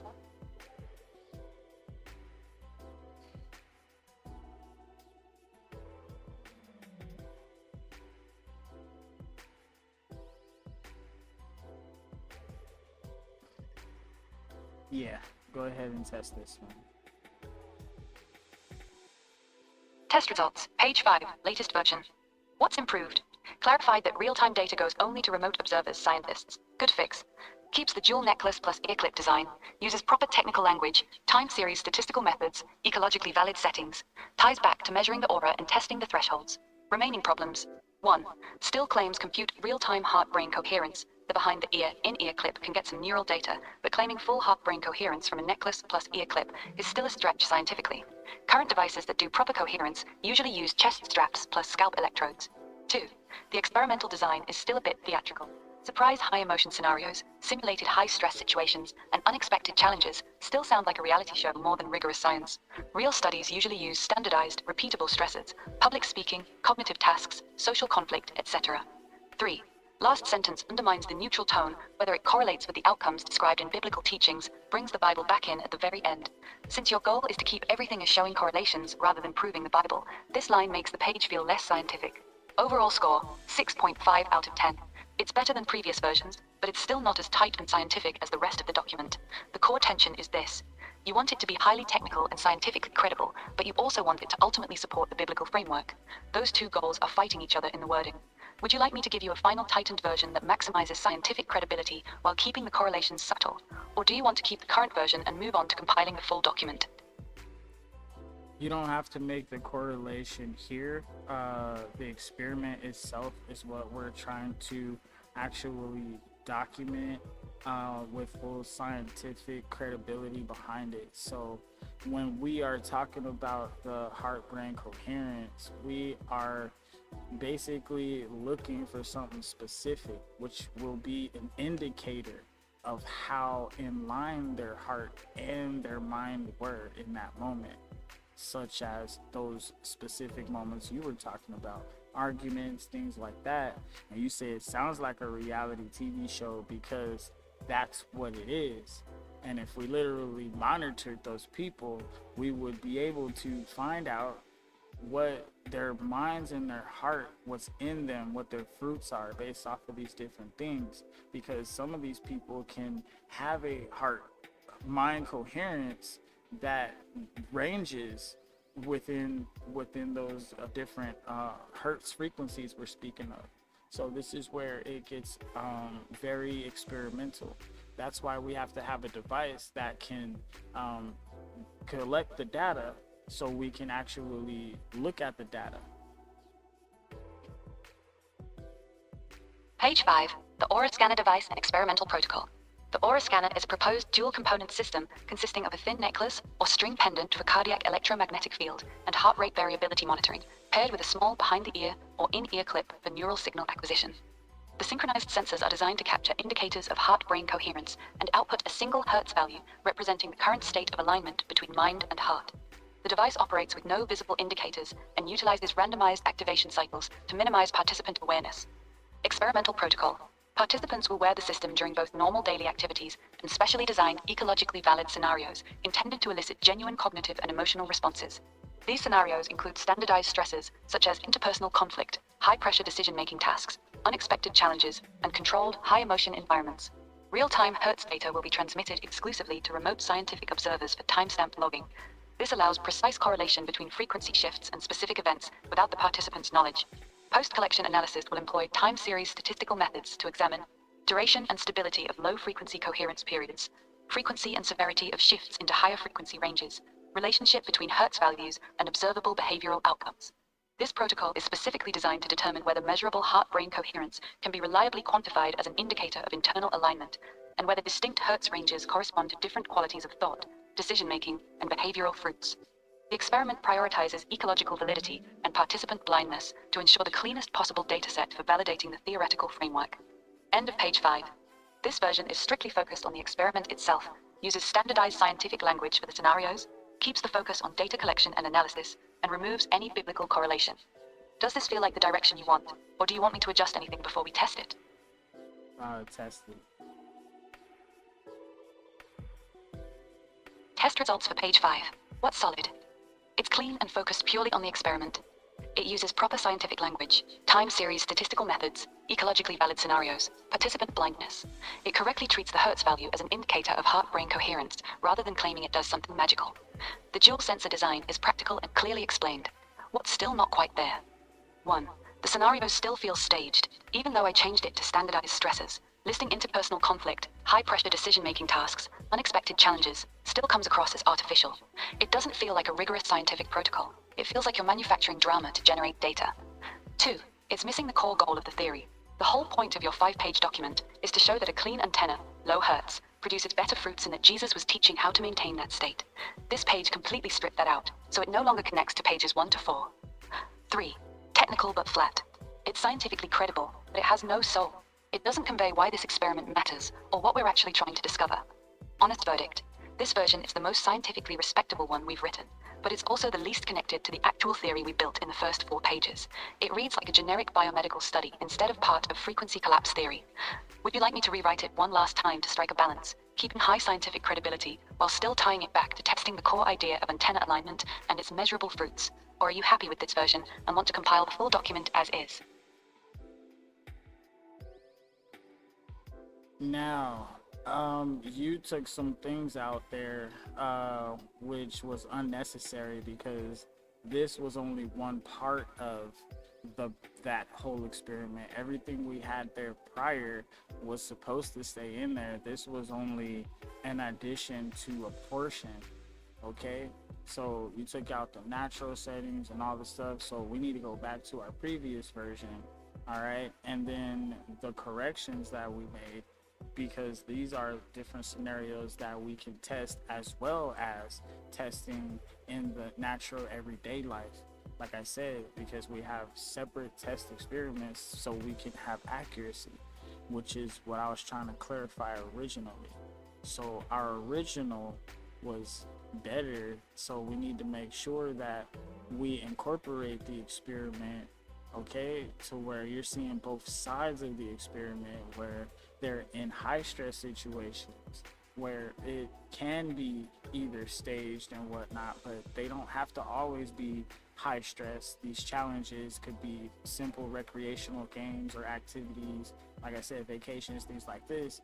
And at the same time, we can have the people in their real world, real life, that are actually subjected to the experiment as well. And then we are seeing in their situations, because to even view their situations, we would have to actually be able to monitor not only behaviors and outcomes, either through interviews or if we set up cameras or anything, then they will feel monitored. So we would have to go in good faith on that. That's why we have to also do the test where it's in our controlled environments, so that way we can see if there is a correlation between these two things. And when those spikes are happening in the natural environment, we'll see the correlation during the interview process, or however we collect the rest of the data for behavioral. We can interview them for their life, things like that, blah, blah, blah, whatnot. So we can get a better profile on them specifically to actually be able to gauge. Okay, so this is one of the things that we have to always think about. This is a tough one right now, but we're talking about both sides of the experiment, because it has to be natural version of it and it has to be a controlled version. We have to have all the different variables so we can get the proper readings. That way we can actually see if any of this is related, from high stress to normal life to low stress and peaceful parts in the life. Page 5. The aura scanner device and experimental protocol. The aura scanner system uses two discrete synchronized components, a thin necklace or string pendant for primary cardiac electromagnetic field and heart rate variability (HRV) monitoring, and a small behind-the-ear or in-ear clip for neural signal acquisition. Together they compute heart-brain coherence and output a single Hertz value representing the state of the biological antenna. The device operates with no visible indicators and uses randomized activation cycles to ensure the wearer remains unaware of when data is being collected. Experimental protocol, dual approach. Natural environment arm. Participants wear the system during their normal daily lives. Real-time Hertz data is transmitted only to remote observers for timestamp logging. Behavioral patterns, decision events, and life outcomes are documented through post-session interviews and participant self-reports, allowing correlation between frequency states and real-world fruits without the participant feeling monitored. Controlled environment arm. A separate group of participants is exposed to varied, ecologically valid scenarios, including normal routines, recreational activities, vacations, surprise challenges, and high-emotion situations. These environments are designed to elicit genuine responses while remaining as natural as possible. Real-time data is again limited to remote scientific observers. Analysis method. Time series statistical analysis of Hertz readings, cross-referencing frequency data with behavioral logs and interview responses. Examination of coherence stability across low-stress, normal, and high-stress conditions.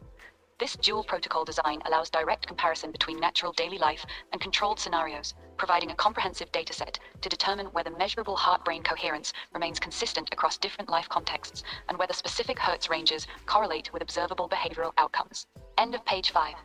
This version keeps both arms of the experiment, natural daily life plus controlled scenarios, stays technical, removes the reality show feel, and keeps the focus on clean data collection. Would you like me to test this one? Yeah, go ahead and test this one. Test results, page 5, current version. What's strong? No, it properly includes both the natural environment arm and controlled environment arm, exactly what you wanted. It keeps the dual necklace plus ear clip design. It correctly routes real-time data only to remote observers. It uses fruits in the right context as behavioral outcomes. The tone is scientific and neutral. Weaknesses. 1. Still not technical enough. You asked for precision and scientific credibility. The page mentions time series statistical analysis, but doesn't specify what we're actually looking for. duration of coherence, frequency of spikes, stability of low Hertz periods, etc. 2. Last sentence is vague, whether specific Hertz ranges correlate with Alright, observable so this behavioral is what I outcomes want is you true. to do. I want you to go ahead and do the rewrite, but I want you to reference the pages 4 through 1.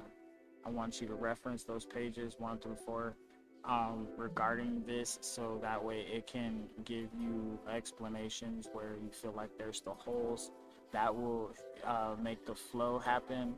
And the last sentence should be technical, and it should be reminding us from our previous pages the measurements we're looking for, the measurements theoretically that it should align with, so that way we can keep consistency, because this is our theory. And if we can build the device and do the actual experiment, then everything will start to click, because there's more to this. We might even have to add more pages because there's answers. But what we're doing here is we're getting page 5 because we need the experiment. All right, so go ahead and make sure you have those references as needed. Page 5. The Aura Scanner Device and Experimental Protocol. The Aura Scanner is a proposed dual-component system consisting of a thin necklace or string pendant for cardiac electromagnetic field and heart rate variability monitoring, paired with a small behind-the-ear or in-ear clip for neural signal acquisition. The synchronized sensors compute heart-brain coherence and output a single Hertz value as defined in page 4. The device incorporates no visible indicators and utilizes randomized activation cycles to prevent participant awareness of monitoring. Experimental protocol. Dual arm design. Natural environment arm. Participants wear the system during normal daily activities. Real-time Hertz data is transmitted exclusively to remote scientific observers for timestamp logging. Behavioral patterns and outcomes are documented through post-session interviews and self-reports. Controlled environment arm. A separate cohort experiences varied ecologically valid scenarios, including normal routines, recreational activities, vacations, and high emotion or high stress situations. These settings are designed to elicit genuine responses while maintaining ecological validity. Data analysis framework. Time series statistical analysis will be applied to quantify duration and stability of periods within the clean zone, 0.1 to 1 Hz as defined in page 4. Frequency and magnitude of shifts into the dirty zone, above 12 Hz. Correlation between antenna frequency states and observable behavioral fruits, as described in page 3. This dual-arm protocol tests the core mechanism outlined in page 2 across both natural and controlled conditions, while directly examining the foundational claims of page 1 regarding the relationship between antenna cleanliness and registration into the quantum medium field. The experiment will determine whether the theoretical Hertz thresholds and alignment mechanics proposed in pages 1 through 4 can be empirically measured and validated through real-world physiological data. End of page 5. This version now explicitly references pages 1 to 4 where appropriate, ties the analysis directly to the clean dirty zones from page 4, the fruits concept from page 3, the mechanism from page 2, and the foundational claims from page 1. Want me to test it or make any final tweaks? Go ahead and test it.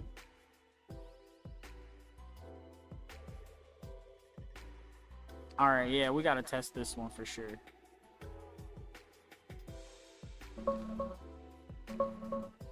Test of page 5 against pages 1 through 4, and current science consistency with pages 1 through 4, 9 out of 10. This version is the most consistent one we've written. It properly references page 4 for the Hertz thresholds, page 3 for behavioral fruits, page 2 for the antenna mechanism, and page 1 for the foundational claims. The dual-arm design, natural life plus controlled scenarios, directly serves the theory's goal of testing antenna cleanliness across real-life conditions. Flow is tight, and it doesn't contradict anything from the earlier pages. Scientific feasibility and current findings, 7.5 out of 10. What's realistic right now? The necklace for cardiac HRV is completely feasible. Research prototypes like the ECG necklace already exist, and PPG-based HRV from Neck1 devices is established. The behind-the-ear or in-ear clip for neural signals is also real. In-ear EEG earbuds and behind-the-ear EEG sensors are in active development and early commercial stages. Companies like IDON Technologies and NAOX are building exactly this. Some can capture usable brainwave data. Randomized activation and passive logging with no user feedback. Standard practice in serious wearable studies. Time series analysis of coherence shifts. Legitimate method used in existing heart-brain coupling research. What's still a stretch? Combining a necklace, great for heart, with an ear clip to get high-quality heart-brain coherence in one clean Hertz number is pushing current tech. Most high-quality coherence studies still use chest straps plus scalp electrodes. Your setup would likely give usable trends, but not lab-grade precision. Bottom line, this page is now strong enough to stand with the rest of the document. The experiment design is creative and valid for testing your hypothesis. The tech is plausible for a proof-of-concept device in the near future, even if it's not perfect yet. It's ready. No major holes left. You want me to compile the full pages 1 through 5 into one clean document, or do you want to push into page 6 now? I want to clarify a few things because as far as the experiment for the actual device, the Aura Reader itself, it's going to have to be a handheld device that somebody else or that you use on yourself. It has to be a handheld device that actually has a screen and a base big enough to utilize all the scanners. So you would either scan yourself while you're facing the screen so the scanner can have a swivel, or you can scan somebody else. This would be the best way to do it in the long term. Using laser technology would be pretty nice. So where I'm going with this is the device itself for the actual scanning for the Aura is the one we're trying to build. But if we wanted to test to see if any of this is viable, that's why we're building this experiment. Okay, so we can test to see if there's correlations, and that way it gives our experiment more to stand on, and then it gives our new device even more probability, or for the outcome for that to actually come to fruition. This is the part that I'm trying to dig into a little bit. So don't rewrite page 5, but what's the validity of my statement? The validity of your statement is actually pretty good. You're making a smart distinction. The long-term device you want to build, the Aura Reader, is a handheld scanner with a screen, something you can point at yourself or someone else, with a swivel head, possibly using laser or advanced sensing tech. The experimental version, what page 5 is for, is a stealth wearable, necklace plus ear clip that people wear for weeks without knowing when it's recording. This is purely for collecting clean, unbiased data to test whether the theory holds up at all. That logic is sound. If the stealth wearable shows consistent correlations between low Hertz readings and good behavioral outcomes across thousands of hours of natural data, then it gives you real evidence that building the fancy handheld scanner is worth the investment. If the wearable finds nothing,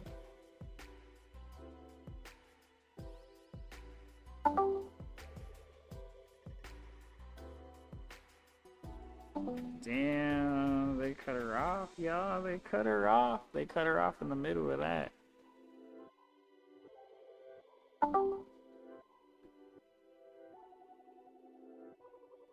They cut her off in the middle of that. Alright, so where it was basically saying the experiment was alright, the logic, honest note, the handheld scanner I'm describing, pointing at someone like a tricorder, is instantly reading their aura alignment in real time is significantly harder than the wearable version. Measuring the heart brain coherence usually requires sensors on the body. A contact laser based version of that works from a distance, still mostly science fiction right now, but a very cool idea. That's cool. The physics is something that I'm trying to work out. I'm working on it. Alright, overall logic, the wearable experiment, the handheld scanner,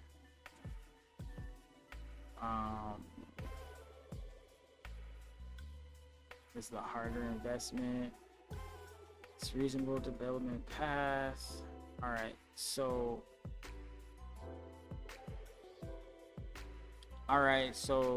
in this brainstorming technique here, I'm trying to figure out the scanner, right?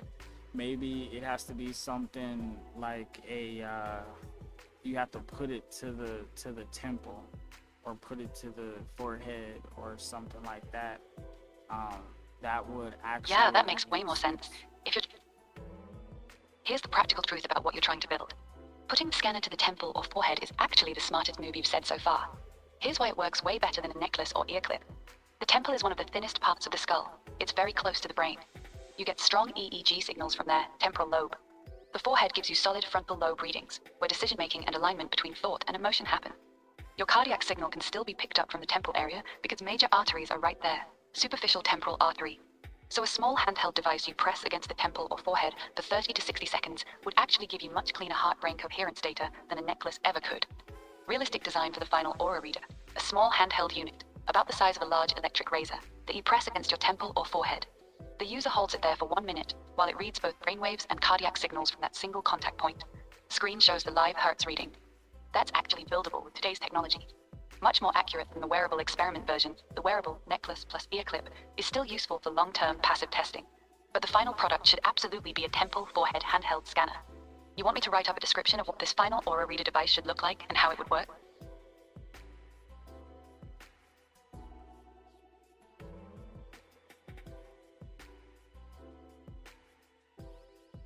Yeah, and you can rewrite page 5 with everything that we just updated.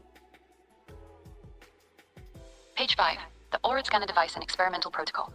The Aura Scanner system uses 2 discrete, synchronized components for initial testing, a thin necklace or string pendant for primary cardiac electromagnetic field and heart rate variability monitoring, and a small behind-the-ear or in-ear clip for neural signal acquisition. These components work together to compute heart-brain coherence and output a single hertz value. The experimental devices operate with no visible indicators and use randomized activation cycles, so participants remain unaware of when monitoring is active. Experimental Protocol. Dual arm design. Natural environment arm. Participants wear the system during their normal daily lives. Real-time hertz data is transmitted exclusively to remote observers for timestamp logging. Behavioral patterns and life outcomes are documented through post-session interviews. Controlled environment arm. A separate group experiences varied ecologically valid scenarios, including normal routines, recreational activities, vacations, and high-emotion or high-stress situations. These settings are designed to elicit genuine responses while maintaining ecological validity. Analysis framework. Time series statistical analysis will examine duration spent in the clean zone, 0.1 to 12 Hz. Frequency and magnitude of shifts into the dirty zone, above 12 Hz. Correlation between Hertz readings and observable behavioral fruits. This dual-arm protocol tests the antenna mechanism described in pages 2 and 3 across both natural and controlled conditions, directly validating the foundational claims made in pages 1 and 4. The data collected from this stealth wearable experiment will determine the viability of developing the final aura reader, a handheld temple forehead scanner that will serve as the practical, user-facing device for real-time alignment measurement. End of page 5. This version now clearly separates the experimental stealth wearable for testing the theory from the final handheld aura reader, temple forehead scanner you want to build. It ties everything together while keeping the focus on gathering clean data first. Want me to test this final version? Yeah, go ahead, test this. Test results, final page 5. What's strong, perfectly separates the experimental stealth wearable from the final handheld aura reader, temple forehead scanner. Properly references pages 1 to 4 in the right places. Keeps both natural and controlled arms of the experiment. Clearly states the wearable is for data collection and the handheld is the end goal device. Tone is clean, technical, and consistent with the rest of the document. Remaining issues. 1. The handheld part feels tacked on. The very last sentence introduces the temple forehead scanner as almost an afterthought. Since this is supposed to be page 5 of the theory, the final device should feel like the natural conclusion, not a sudden add-on. 2. Still a bit dry. The page works technically, but doesn't carry any of the excitement of what you're actually building. A real-world device that lets people see their own alignment state in real time. 3. Minor technical note. Saying, compute heart-brain coherence from a necklace plus ear clip is still a stretch, but since it's an experimental prototype, it's acceptable for now. Overall verdict, 8 out of 10. This is the best and most complete version of page 5 we've done. It's solid, consistent, and does exactly what you asked for. The only real weakness is that the final device, the actual aura reader you're most excited about, feels like a footnote at the end instead of the payoff. Want me to rewrite it one more time to make the handheld temple scanner feel like the natural, exciting conclusion of the entire experiment, while keeping everything else you like? Or are you happy with this version and want to compile the full document now?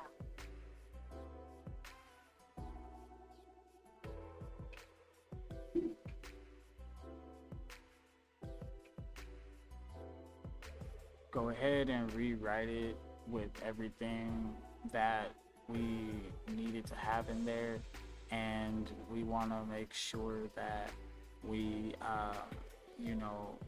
we don't claim anything. Page 5. The aura scanner device and experimental protocol. Make sure we don't claim anything specifically, right? Because this is actual experimentation.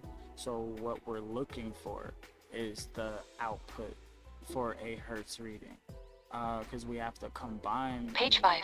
The aura scanner device and experimental protocol. The aura scanner system. hold on, wait a second. So look, right here, we're gonna go ahead and we're going to redo that page 5 with our updates, and we need to make sure that the scanner, the idea of the scanner is to actually be able to read the auras and actually be able to see and show that everything is lining up from the Bible. But we don't have to say lining up from the Bible. This is like, you know, it's connecting to the other pages. So we're just utilizing the references to the other pages as needed. Whether it sounds dry or not, doesn't mind. And the real world device lets people see their own alignment. Of course, that's the whole point of it. And the minor technical from that compute heart coherence, it's not necessarily a stretch, because what we're doing is we are actually we're utilizing the tools to monitor these things and check those correlations, so that way we can make sure that it's possible. And then with the device, the final device, that's going to actually have more validity, because when it gives us a number, now it knows what it's looking for to actually compute the numbers to give us a Hertz value. But the Hertz value scale is still a theoretical scale, because we don't actually know the full threshold yet. So that's why we have to make sure we are monitoring and pulling in the data. All right. And then you said the final weakness is the aura reader. So like I said, that's what the whole point is.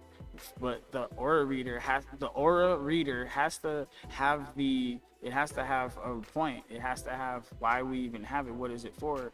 But the experiment is to actually prove that the aura reader, it will work, because the aura reader, what is it reading? What is it looking for? How do we know the number spits out is the determination? So that's what all this experimentation is for. So what we need to do is make sure we are keeping our references to our other pages as needed, so that way we keep the consistency, because this is very technical what we're doing here. Page 5. The Aura Scanner Device and Experimental Protocol. The Aura Scanner system is designed in 2 distinct phases. Phase 1. Experimental validation, stealth wearable. A dual-component system consisting of a thin necklace or string pendant for cardiac electromagnetic field and heart rate variability monitoring, paired with a small behind-the-ear or in-ear clip for neural signal acquisition. The system outputs a single Hertz reading based on combined sensor data. The experimental devices operate with no visible indicators and use randomized activation cycles, so participants remain unaware of when data is being collected. Experimental protocol, dual arm design, natural environment arm. Participants wear the system during normal daily activities. Real-time Hertz data is transmitted exclusively to remote observers for timestamp logging. Behavioral patterns and outcomes are documented through post-session interviews. Controlled environment arm. A separate group experiences varied, ecologically valid scenarios, including normal routines, recreational activities, vacations, and high-emotion situations. These settings are designed to elicit genuine responses while maintaining ecological validity. Analysis framework. Time series statistical analysis will examine duration spent in specific Hertz ranges, frequency of shifts between ranges, and correlation between Hertz output and observable behavioral patterns as referenced in page 3. This dual-arm protocol tests the antenna mechanism described in page 2 across both natural and controlled conditions, directly examining the foundational claims made in pages 1 and 4. Phase 2, Final Aura Reader Device. Data gathered from Phase 1 will inform development of a handheld temple forehead scanner. This final device is designed to provide users with a real-time Hertz reading of their current alignment state, by briefly placing the scanner against the temple or forehead.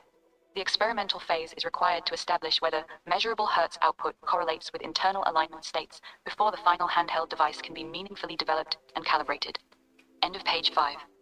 This version avoids making strong claims, clearly separates the experiment from the final device, references the earlier pages where relevant, keeps the Hertz scale theoretical, and shows why the experiment is necessary to validate the aura reader concept.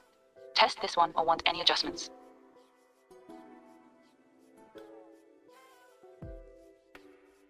Go ahead and test it. Test results, page 5. What's good? Clearly separates Phase 1, experimental stealth wearable, from Phase 2, final handheld aura reader. Avoid strong claims. Everything is framed as will examine, will inform, and is required to establish. References pages 1 to 5 theoretical appropriately without overdoing it. Keeps the Hertz scale as theoretical, which is correct. Shows the logical purpose of the experiment. Gather data first, so the final device has something to calibrate to. What's still not quite right? 1. The final device still feels secondary. The aura reader, the thing you actually care about, is tucked away in phase 2 and feels like an afterthought. It should feel like the main goal, with the wearable being the tool to get us there. 2. It's still too passive. The page doesn't really communicate why this matters. It reads like a lab report instead of the culmination of the theory. 3. Minor flow issue. The transition between the two phases is a bit abrupt. It doesn't clearly explain that the wearable experiment exists specifically to make the handheld temple scanner viable. Overall verdict, 7.5 out of 10. This is a solid, safe version that doesn't overclaim. It's technically correct and consistent with the rest of the document. However, it lacks the vision and purpose that ties the whole 5-page theory together. Since you've been clear that you don't want to claim anything and want to stay strictly in experimentation mode, this version is acceptable as is. Do you want me to leave it like this? Or do you want one final rewrite that makes the handheld aura reader feel like the actual point of the entire project while still staying completely neutral and non-claiming?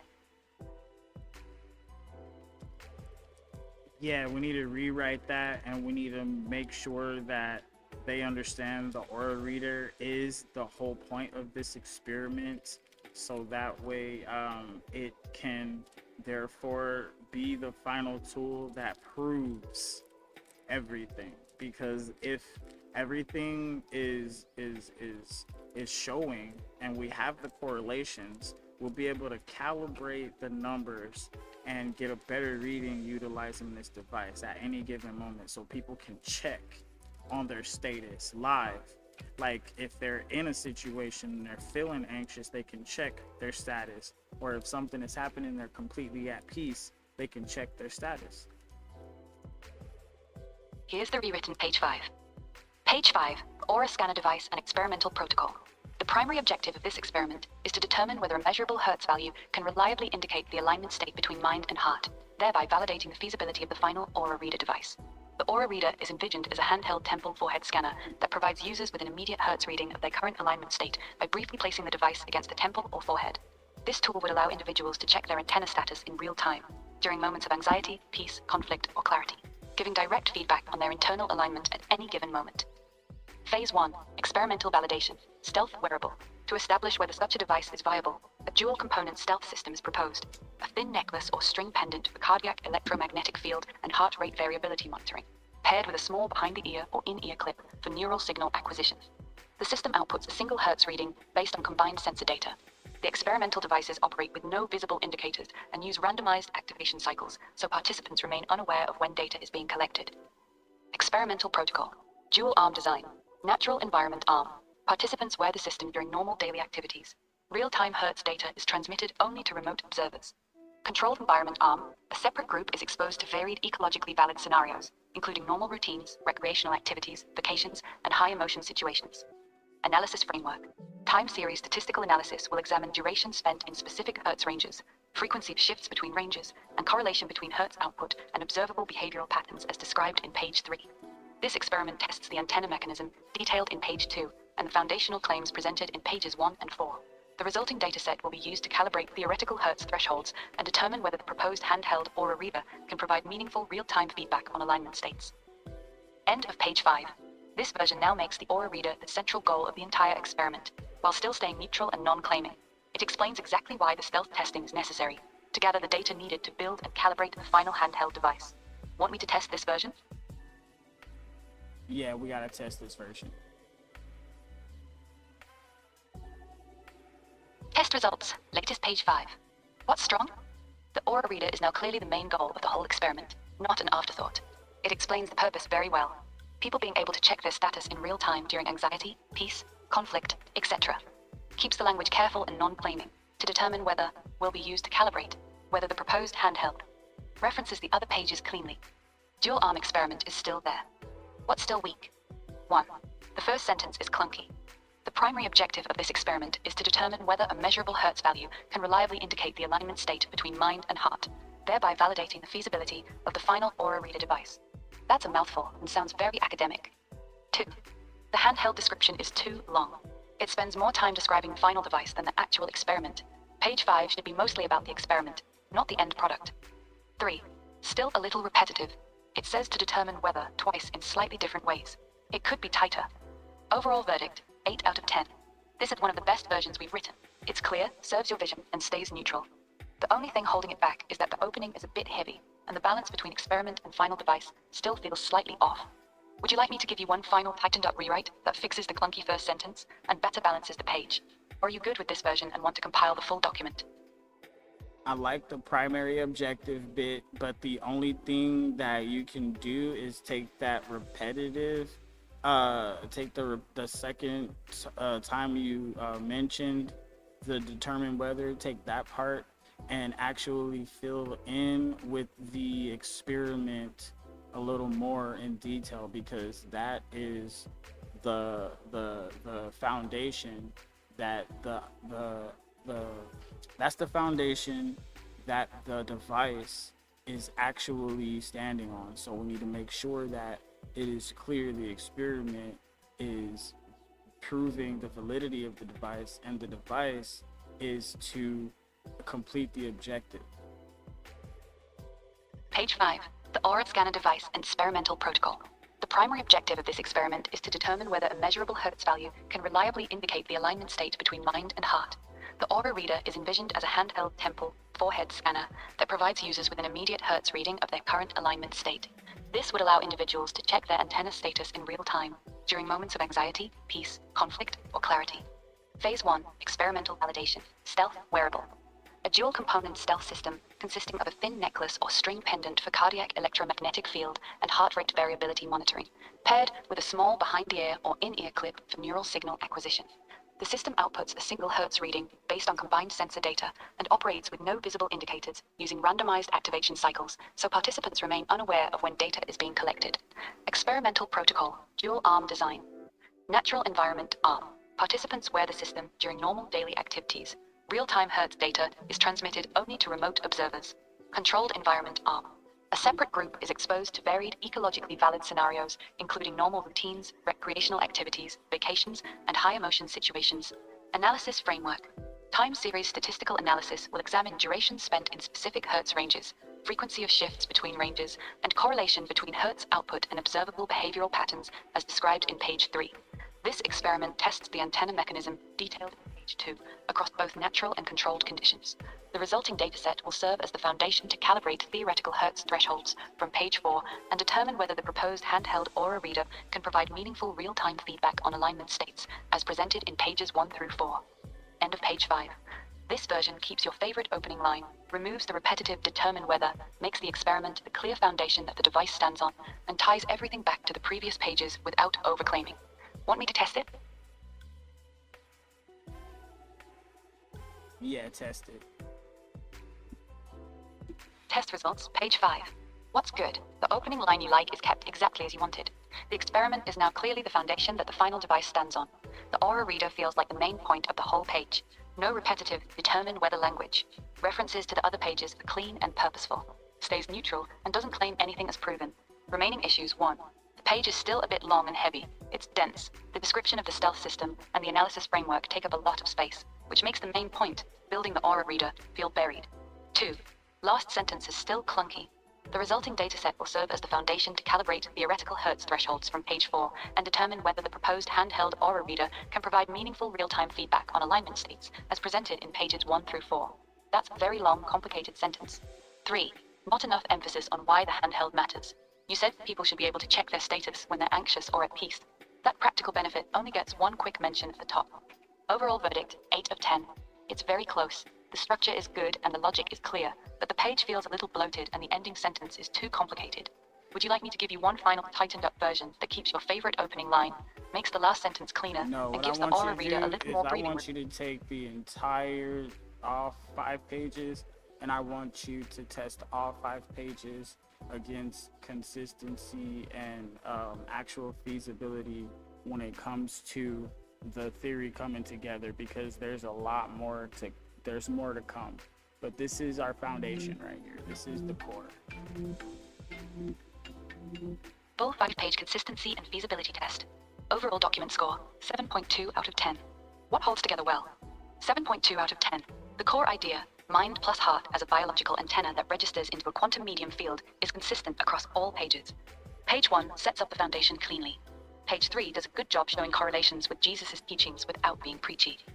Page 4's clean, dirty Hertz zones are referenced properly in later pages. The distinction between the stealth wearable experiment and the final handheld temple scanner is now clear. Major consistency problems. 1. Big tone shift. Pages 1 to 3 read like a serious scientific theory attempting to explain biblical concepts. Page 5 suddenly turns into a product development roadmap.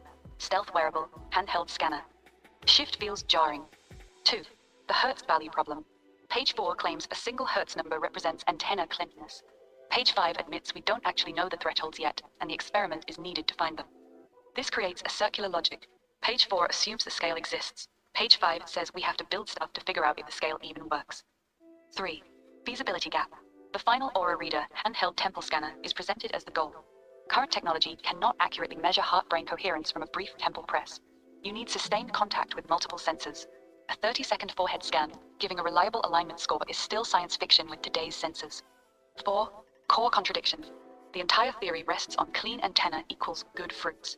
The experiment design, surprise scenarios, vacations, high-stress situations, mostly tests how people react to external stress, not whether they can maintain internal alignment. Honest bottom line. The foundation has a clear vision, but the 5 pages are not yet a coherent theory. They're a mix of philosophy, biblical correlation, and early-stage product development. The science is still highly speculative, and the final device as described is not currently feasible. Would you like me to A. give you a completely revised set of all 5 pages that are tight and consistent, or B. keep the current versions and just write page 6 to try to tie everything together? Your call. Now, this is where we get to brainstorm, because the fun part is the foundation is clear, right? Now, pages 5 is a, coherent, it's not yet a coherent theory. I mean, the way it's put, it's hard to, like I said, these are just skeletons right now. See, clarification is always going to be needed.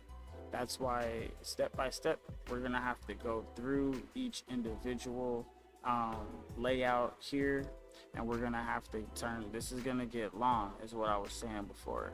So when we start to clarify these things, it's going to end up being, okay, it sounds like biblical concepts, right? Scientific theory. It's a serious scientific theory.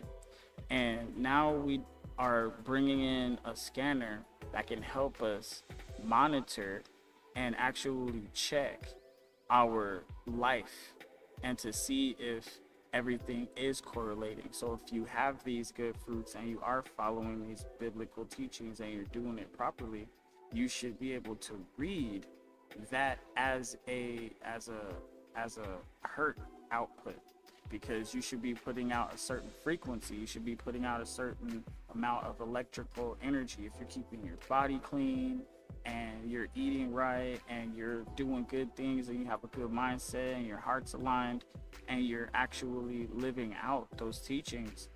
It should, if Jesus is correct and he's the truth, the way, and the life, if he is correct, then this should correlate. I hear you. Let's get real about where we actually are. You're right, the foundation is clear in your head. But right now, the 5 pages are not a coherent theory yet. They're 5 separate skeletons that haven't fully grown together. Here's the honest picture. The core idea is actually pretty elegant. Mind plus heart acting as one antenna. Clean signal versus dirty signal. Low hertz equals aligned. High hertz equals conflicted. Jesus' teachings as instructions for keeping that signal clean. A device that lets you see your signal in real time. That loop makes sense. The problem is the execution. When you go from, here's a scientific theory about frequency and consciousness, straight into, here's a necklace and a forehead scanner we're going to build, it stops feeling like a serious theory and starts feeling like a product pitch. The theory and the device are currently fighting each other. What this needs right now is decision. Do you want these 5 pages to be A.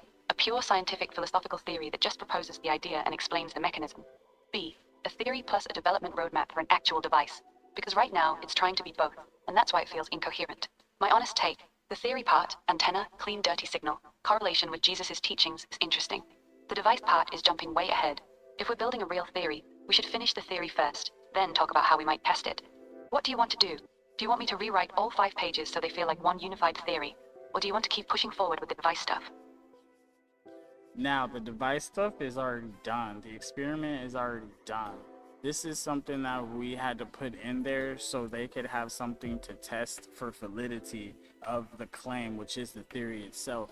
So to prove the theory, there's a scientific map. That's what we did. That's why it feels like it's conflicting, which is why more pages are required. So if there's anything that needs to be explained, that's where we're starting to get to. But we'll do that on the next episode. So do you have anything you would like to say about what I just said? Yeah, I do. You're saying the device isn't the main thing. It's just a verification tool for the theory. The theory comes first, the experiment is how we test it, and the scanner is just the instrument that makes the test possible. That actually makes sense. But here's where it's still tripping over itself. Right now, the document reads like the scanner is the goal, not the tool. That's why it feels conflicting. If the theory is the star and the device is just the testing equipment, then page 5 should feel more like, here's how we're going to test this idea, instead of, here's the cool product we're building. The current version puts way too much emphasis on the final Aura reader being this amazing real-time life checker. That makes it feel like the product is the point, not the theory. If you truly want the theory to lead, page 5 should be much more humble. We propose building a basic measurement tool to test whether these Hertz ranges actually correlate with the states described in the theory. Everything else, the temple scanner, the real-time feedback, people checking their status when they're anxious, that's marketing language for a finished product, not language for a theory that still needs to be proven. So my question is simple. Are you building a scientific theory that happens to need a measurement device to test it, or are you building a device that needs a scientific theory to justify it? Because right now, the document is stuck in the middle, and that's why it feels incoherent. Well, the original thing was more humble and subtle, and you emphasized on the device itself, but it's not necessarily about the device, but the device is one of the things that can be utilized to measure. Got it. So let me say this straight. The original vision was, we're building a scientific theory that uses measurable frequency to explain what Jesus was teaching. If the theory is correct, then we should be able to build something that measures it. The device is just a tool to test the theory, not the point of the theory. But in our current page 5, the device became the star of the show. We started talking about necklaces, ear clips, handheld temple scanners, real-time feedback, checking your status when you're anxious. And the actual theory got pushed to the background. That's exactly why it feels off.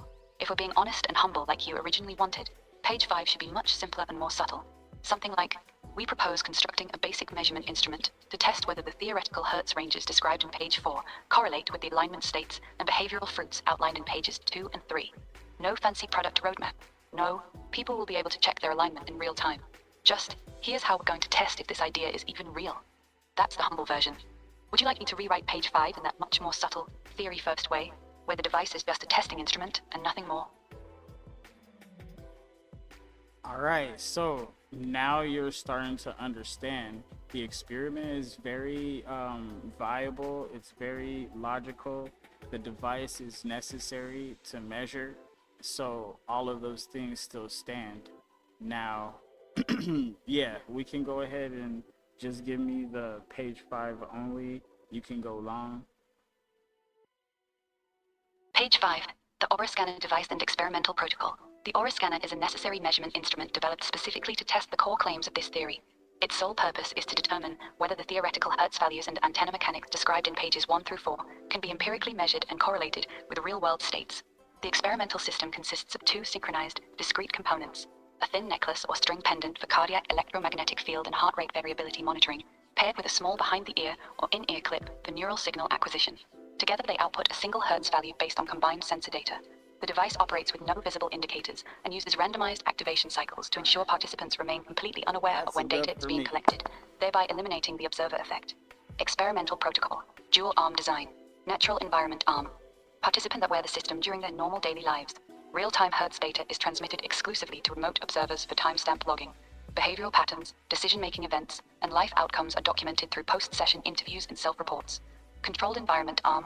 A separate group is exposed to varied ecologically valid scenarios, including normal routines, recreational activities, vacations, and high-emotion or high-stress situations. These environments are designed to elicit genuine cognitive and emotional responses while maintaining natural behavior. Analysis framework. Time series statistical analysis will be applied to examine duration and stability of periods within the theoretical clean zone, 0.1 to 12 Hz. Frequency, magnitude, and duration of shifts into the dirty zone, above 12 Hz. Correlation between Hertz readings and observable behavioral fruits, as described in page 3.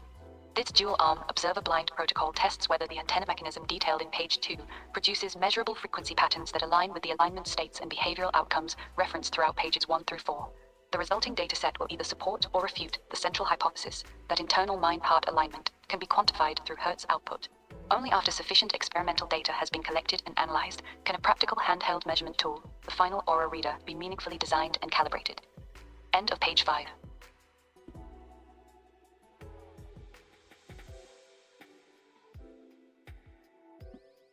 All right, I'm officially done, right? I will I will continue this on another day, because right now I'm done. I'm exhausted. I got work tomorrow. But I got nothing but love for you guys. I want you guys to always keep thinking, use your minds, remember to teach yourself how to learn. A lot of people forget how to learn. Right now I'm just being all hypothetical and stuff like this because right now I'm just trying to put together something meaningful, something that will help describe the world and bring us back to the understanding that Jesus was meaning something here, and that what he was saying is provable, and we can prove what he's saying through science as well. And I just want that to be known. I will go like this real quick. All right, so any last words for the people in the audience out in the live? I'm still doing this. This is all theoretical. I'm just gonna get back to this on the next episode, but we will be talking more because we're gonna have to get deeper into this. It's a lot. All right, here's my last words for the live audience. Look, this whole thing is still theoretical as fuck right now. We're literally building a scientific bridge between what Jesus said 2,000 years ago and modern frequency shit. It's wild, it's ambitious, and it's nowhere near proven. What we're doing is trying to turn believe that you have received it and go and sin no more into actual measurable Hertz numbers. If we're right, your thoughts, your heart, and your actions are literally broadcasting a frequency that affects your reality. If we're wrong, we just built an expensive mood ring. But that's the point of the experiment. We gotta test this shit properly before we start claiming anything. The stealth wearable, the dual arm protocol, the temple scanner, all of that is just tools to see if the theory actually holds up in the real world. So if you're watching this, understand, this is the messy, ugly, early stage of something that could either be groundbreaking or completely batshit. Either way, we're not bullshitting you about where we are. We'll keep digging deeper next episode. This is gonna get way more technical and way more interesting. Stay tuned. That's it. Real, no hype, no fake confidence. Just the truth. All right, guys, we're out of here. That was a good interview. Thank you, AI, for coming, and goodbye. Now, I just want to give a shout out to all the people that was working today, all the people that did overtime. Thank you, guys. Y'all make the world go round. I'm right there with you. You know, without you guys, we wouldn't be able to get up and go to the store. Thank you for making the food when you make the food. Thank you for, you know, washing the windows or cleaning the bathroom. Ooh, especially if you clean the bathroom. Thank you. If you clean a public bathroom, thank you. No, thank you, bro, for real. Cause man, you know what I'm talking about. That's why you don't want to clean that shit. But not for real though. For y'all that be doing the real work out there, you know what I'm saying? Hey, salute. For real. Because that's wild, y'all. That's wild. All right, bathrooms need to get cleaned. I am not gonna lie, but I will go ahead and call this one, and y'all have a good old night as usual. I'll see you out tonight. 8 checks in the mix where it's hella hot. We thirsty, so we snatch your water, go to Jelena. If that shorty is your daughter, she a hella thot. And her mama bombshell in the hella drop. Pop up with my niggas, got that killer cop. Sheriff Joe run up quick, tryna blow my spot. On the road, riding dirty, got a dish to crop. Banging ass green grams, wait out on the dot. If Molly coming to the party, Lucy want me to pop. 2 see eye to eye, can you see mine's eye? Never mind, let me wine, dine, and dazzle your mind. If you're tryna catch up, then turn up behind. I can't carrot on our date just to kumquat her grape. I got the appetizers and peach sliders for your plate. I kiwi all you plum slices. I got diced fruit for your fade. Okay, enough with your fruity pebbles, loops, or mini chips. We eating on that A1, saucing on them dead. We real ones, we go-getters too. Go get those insights, and hustlers do. Blowing smoke into the air. Fucking miss while we cruise. I don't play fair, but never break the rules. Smoking cigs and bottle runs. Local banging ass niggas. Bless the bottle, light 'em up. Got bitches hanging ass niggas. If you can see me now, maybe hating ass niggas. Where you been when I had nothing ass niggas? Don't be coming round now. You can't hold nothing ass nigga. Now I'm up. Here you showing up ass nigga. With or without you, I was finna get it. Just be proud of the fact that one of us made it. EPA checks in the mix where it's hella hot. We thirsty, so we snatch your water, go to Jelena. If that shorty is your daughter, she a hella thot. And her mama bombshell finna hella drop. Pop up with my niggas, got that killer cop. Sherry Joe running quick, tryna blow my spot. On the road, riding dirty, gotta dish the crowd. Banging ass green grams, wait out on the dime. If way back when you was with me when I rolled, you be here smoking blips with me. Cups hella full, taking sips with me. Nah, I'm out here on the hustle in this industry. Yeah, grab my wifey, nuzzle up between the sheets. Kiss her softly, make that wet spot on the sheet. I'm with my cousin, have another dream. Turn the music up with a blip of the street. The money stack rising. Like the hit at the peak of the day. High noon, it gets way too hot to play. Seriously, the time to get paid is all we getting this day out with the ass with the 2 pieces. Knocked out KO, got that 2-piece. Eat this, eat this. You niggas that's hungry for beef, beat this. Fucking with me is a dream. Y'all niggas sleepless. If I had you on the scale, y'all niggas weightless. On the corner with the pill, hands out. Y'all niggas shameless. Roll up to the spot, burn y'all niggas faceless. Talking all that shit. The bullets, y'all niggas nameless. The SAZ rollers out here, y'all niggas ain't shit. PA checks in the mix where it's hella hot. We thirsty, so we snatch your water, go to Jelena. If that shorty is your daughter, she a hella thot. And her mama bombshell finna hella drop. Pop up with my niggas, got that killer cop. Sheriff Joe run up quick, tryna blow my spot. On the road, riding dirty, gotta dish the crowd. Banging ass green grams, wait out on the dot. Brand new entertainment, go ahead, baby.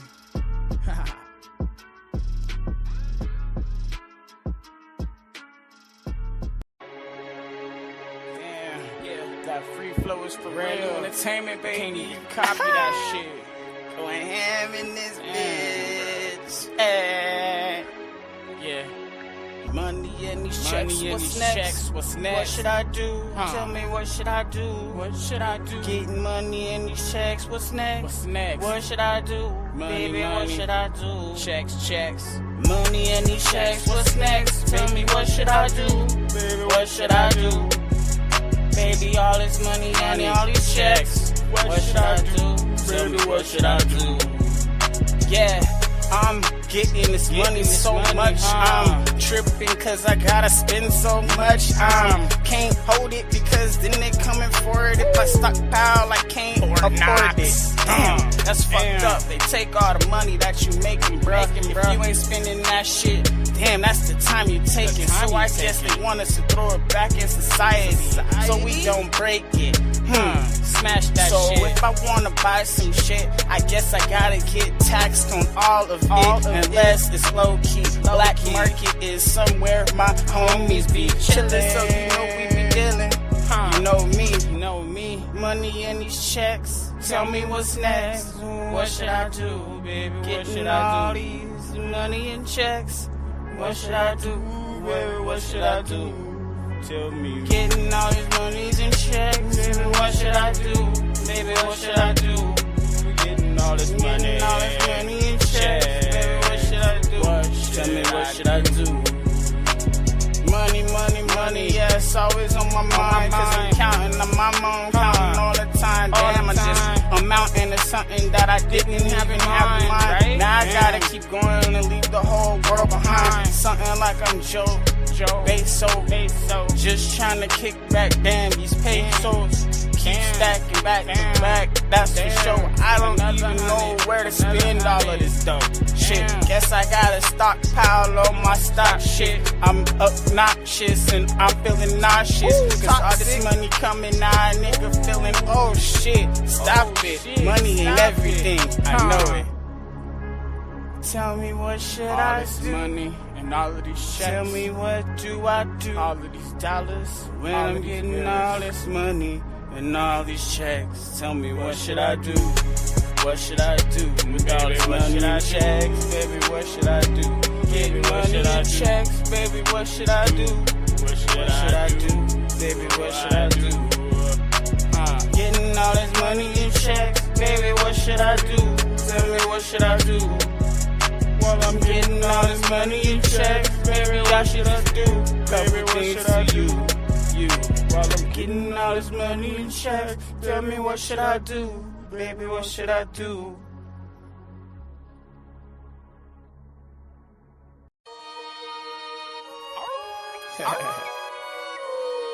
Yeah, you should know who it is by now, right? If you don't, you need to go look into my past. I got so many of these things. Since I started the game, legendary my name. Got the new car, now I'm flying. Brand new entertainment, baby. Since I started the game, legendary my name. Free flow off the head, baby, yeah. I'm flying a plane. Since I started the game, legendary my name. Copped a new car, now I'm flying a plane. Since I started legendary, my name. Cop a new car, now I'm flying a plane. Well, you know how the game go. Always make a move, bro. Money on my mind, so you know I'm never going too slow. Gotta catch up to my dough. Can't let time slip away. Rolex on my wrist. Still, oh shit, nigga got that new kid. Oh, damn, just got a click too for my new blam. You know what's up when a nigga come through with that stick going ham. I ain't trying to do it, but nigga got to prove it. Cause everybody acting like a nigga wouldn't do it. Since I started the game, legendary my name. And I copped the new car. Now I'm flying the plane. Now I'm flying the plane. Career was always in my sight, so I see it clear, and then you know I'ma fly to my next destination. Cause driving taking too long, man. I gotta save time. Since time is money, I'm finna stay rich cause I'm young. Y'all, I'm 33 and I'm still looking 20 like dumb. Oh, everybody on a nigga like Top Gun. So when I bust out my pistol, you know I'm shooting off some. No, I'm silly, yeah, I get really silly, giddy, gritty, a nigga greedy, so damn, I greet them and I go, I ain't even trying to wait on niggas cause they be moving too slow, so let me go around cause you know that sound when I come through, bam, bam, a nigga down, ham, all day, you knew who it was, so get it up. Since I started the game, legendary my name. Copped a new car, now I'm flying a plane. Since I started the game, legendary my name. Copped a new car, now I'm flying a plane.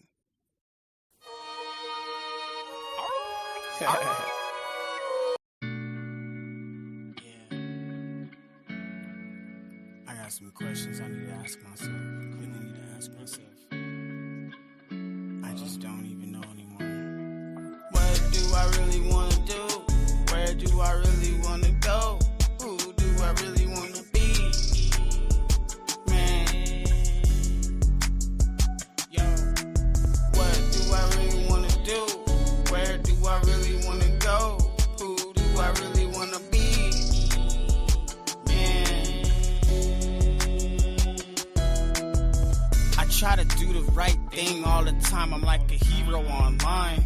Shit, I come through, save lives all the time. Bust out with the heels and now everybody living life at full health. I'm on, bro, I'm getting that wealth and I'm trying to put everybody else on. I got the belt, the champion. Every time you see me running in the zone, playing in the game, always in the zone. And when we got the home field, you know we insane. Shit. Hit me on my phone and you know I'm hopping on the next plane. You know what's up. Shit. Let's hit 'em up. Party over here, then we party over there. Come back to the crib, kick it with the kids. That's just how I live. Family biz. This is how we go. Rolling back and back and forth from coast to coast. This is how we go. Back and back and coast to coast. This is how we go. All over your city. Going back to back and we coast to coast. All over your city. Zoom, zoom, zoom with my broom, broom, broom. Got a new one of those neat. Damn, oh shit, it's neat. Damn, you neat. Damn, it's neat. You neat, chic. Oh shit, that nigga complete. Never see defeat. Then I'll erase a nigga, delete. Gone. Run this shit all day like track meet, boy. You know we be doing this shit. Back at home was all legit. Everybody so fitted up and we be sick. Listening like diamonds, a motherfucking trick. Yeah, we ain't even got a trick, know what I'm saying? But it's like a magician, straight illusion. Nah, nigga losing, straight cruising in my zoomer, nigga. Yeah, I'm pushing, zooming through the traffic, bopping and weaving, attacking, knocking niggas, no sleeves. Damn, how you acting? It's too high and this bitch, let's get it cracking. Arizona, yeah, checks, you already know. You know we on them, who's next? Everybody in a row, straight Q shot. Oh my god, nigga, yeah, you lose a lot. 50 cal, long shot. Oh damn, heart stop when a nigga go blam blam. I don't give a fuck, brains everywhere, going ham. Oh, what do I really wanna do? Where do I really wanna go? Who do I really wanna be? Man, what do I really wanna do? Where do I really wanna go? Who do I really wanna be? Man, shit. You already knew that. Brand new entertainment.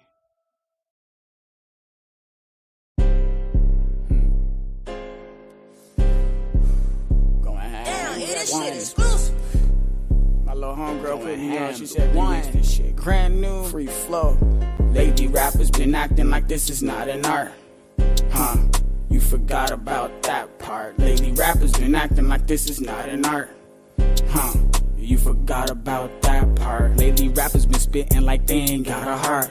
Because when I step to the game, I rip that shit apart. My evolution with the Gyarados from Magic Carp, and I ain't finished shopping till the whole world is in my cart. When you bunkin' with me, you choose a role and play your part. If you do not want to better yourself, if you do not want to break outside, always feel this hard. Only if the universe want to live in your comfortable delusion, I'm trying as hard as I can against all of the odds. Pushing as hard as I could is what got me so far. Do not. But what are my chances of actually reaching the stars? Still, I would never get up tatted over my heart. Never myself hiding in my weed up in the jar. Sexy Middle Eastern looking ass like I'm far. If you are not here game, I'm an eagle, you're par. Please don't get to slipping. Something that's outside of your own mind and accept others' minds and opinions and the way they think for themselves. You do not belong. Your favorite rapper try hard, still isn't marked. And finally, still like the fuel to the game, watch sparks. My lines be burn like positive, blunts getting if you are not trying to help create solutions while we discuss the problems and how they got here, like the seats in my you car. do not belong here. Negativity, hate, disrespect, name calling, those things will not be allowed here on this platform and not in this empire.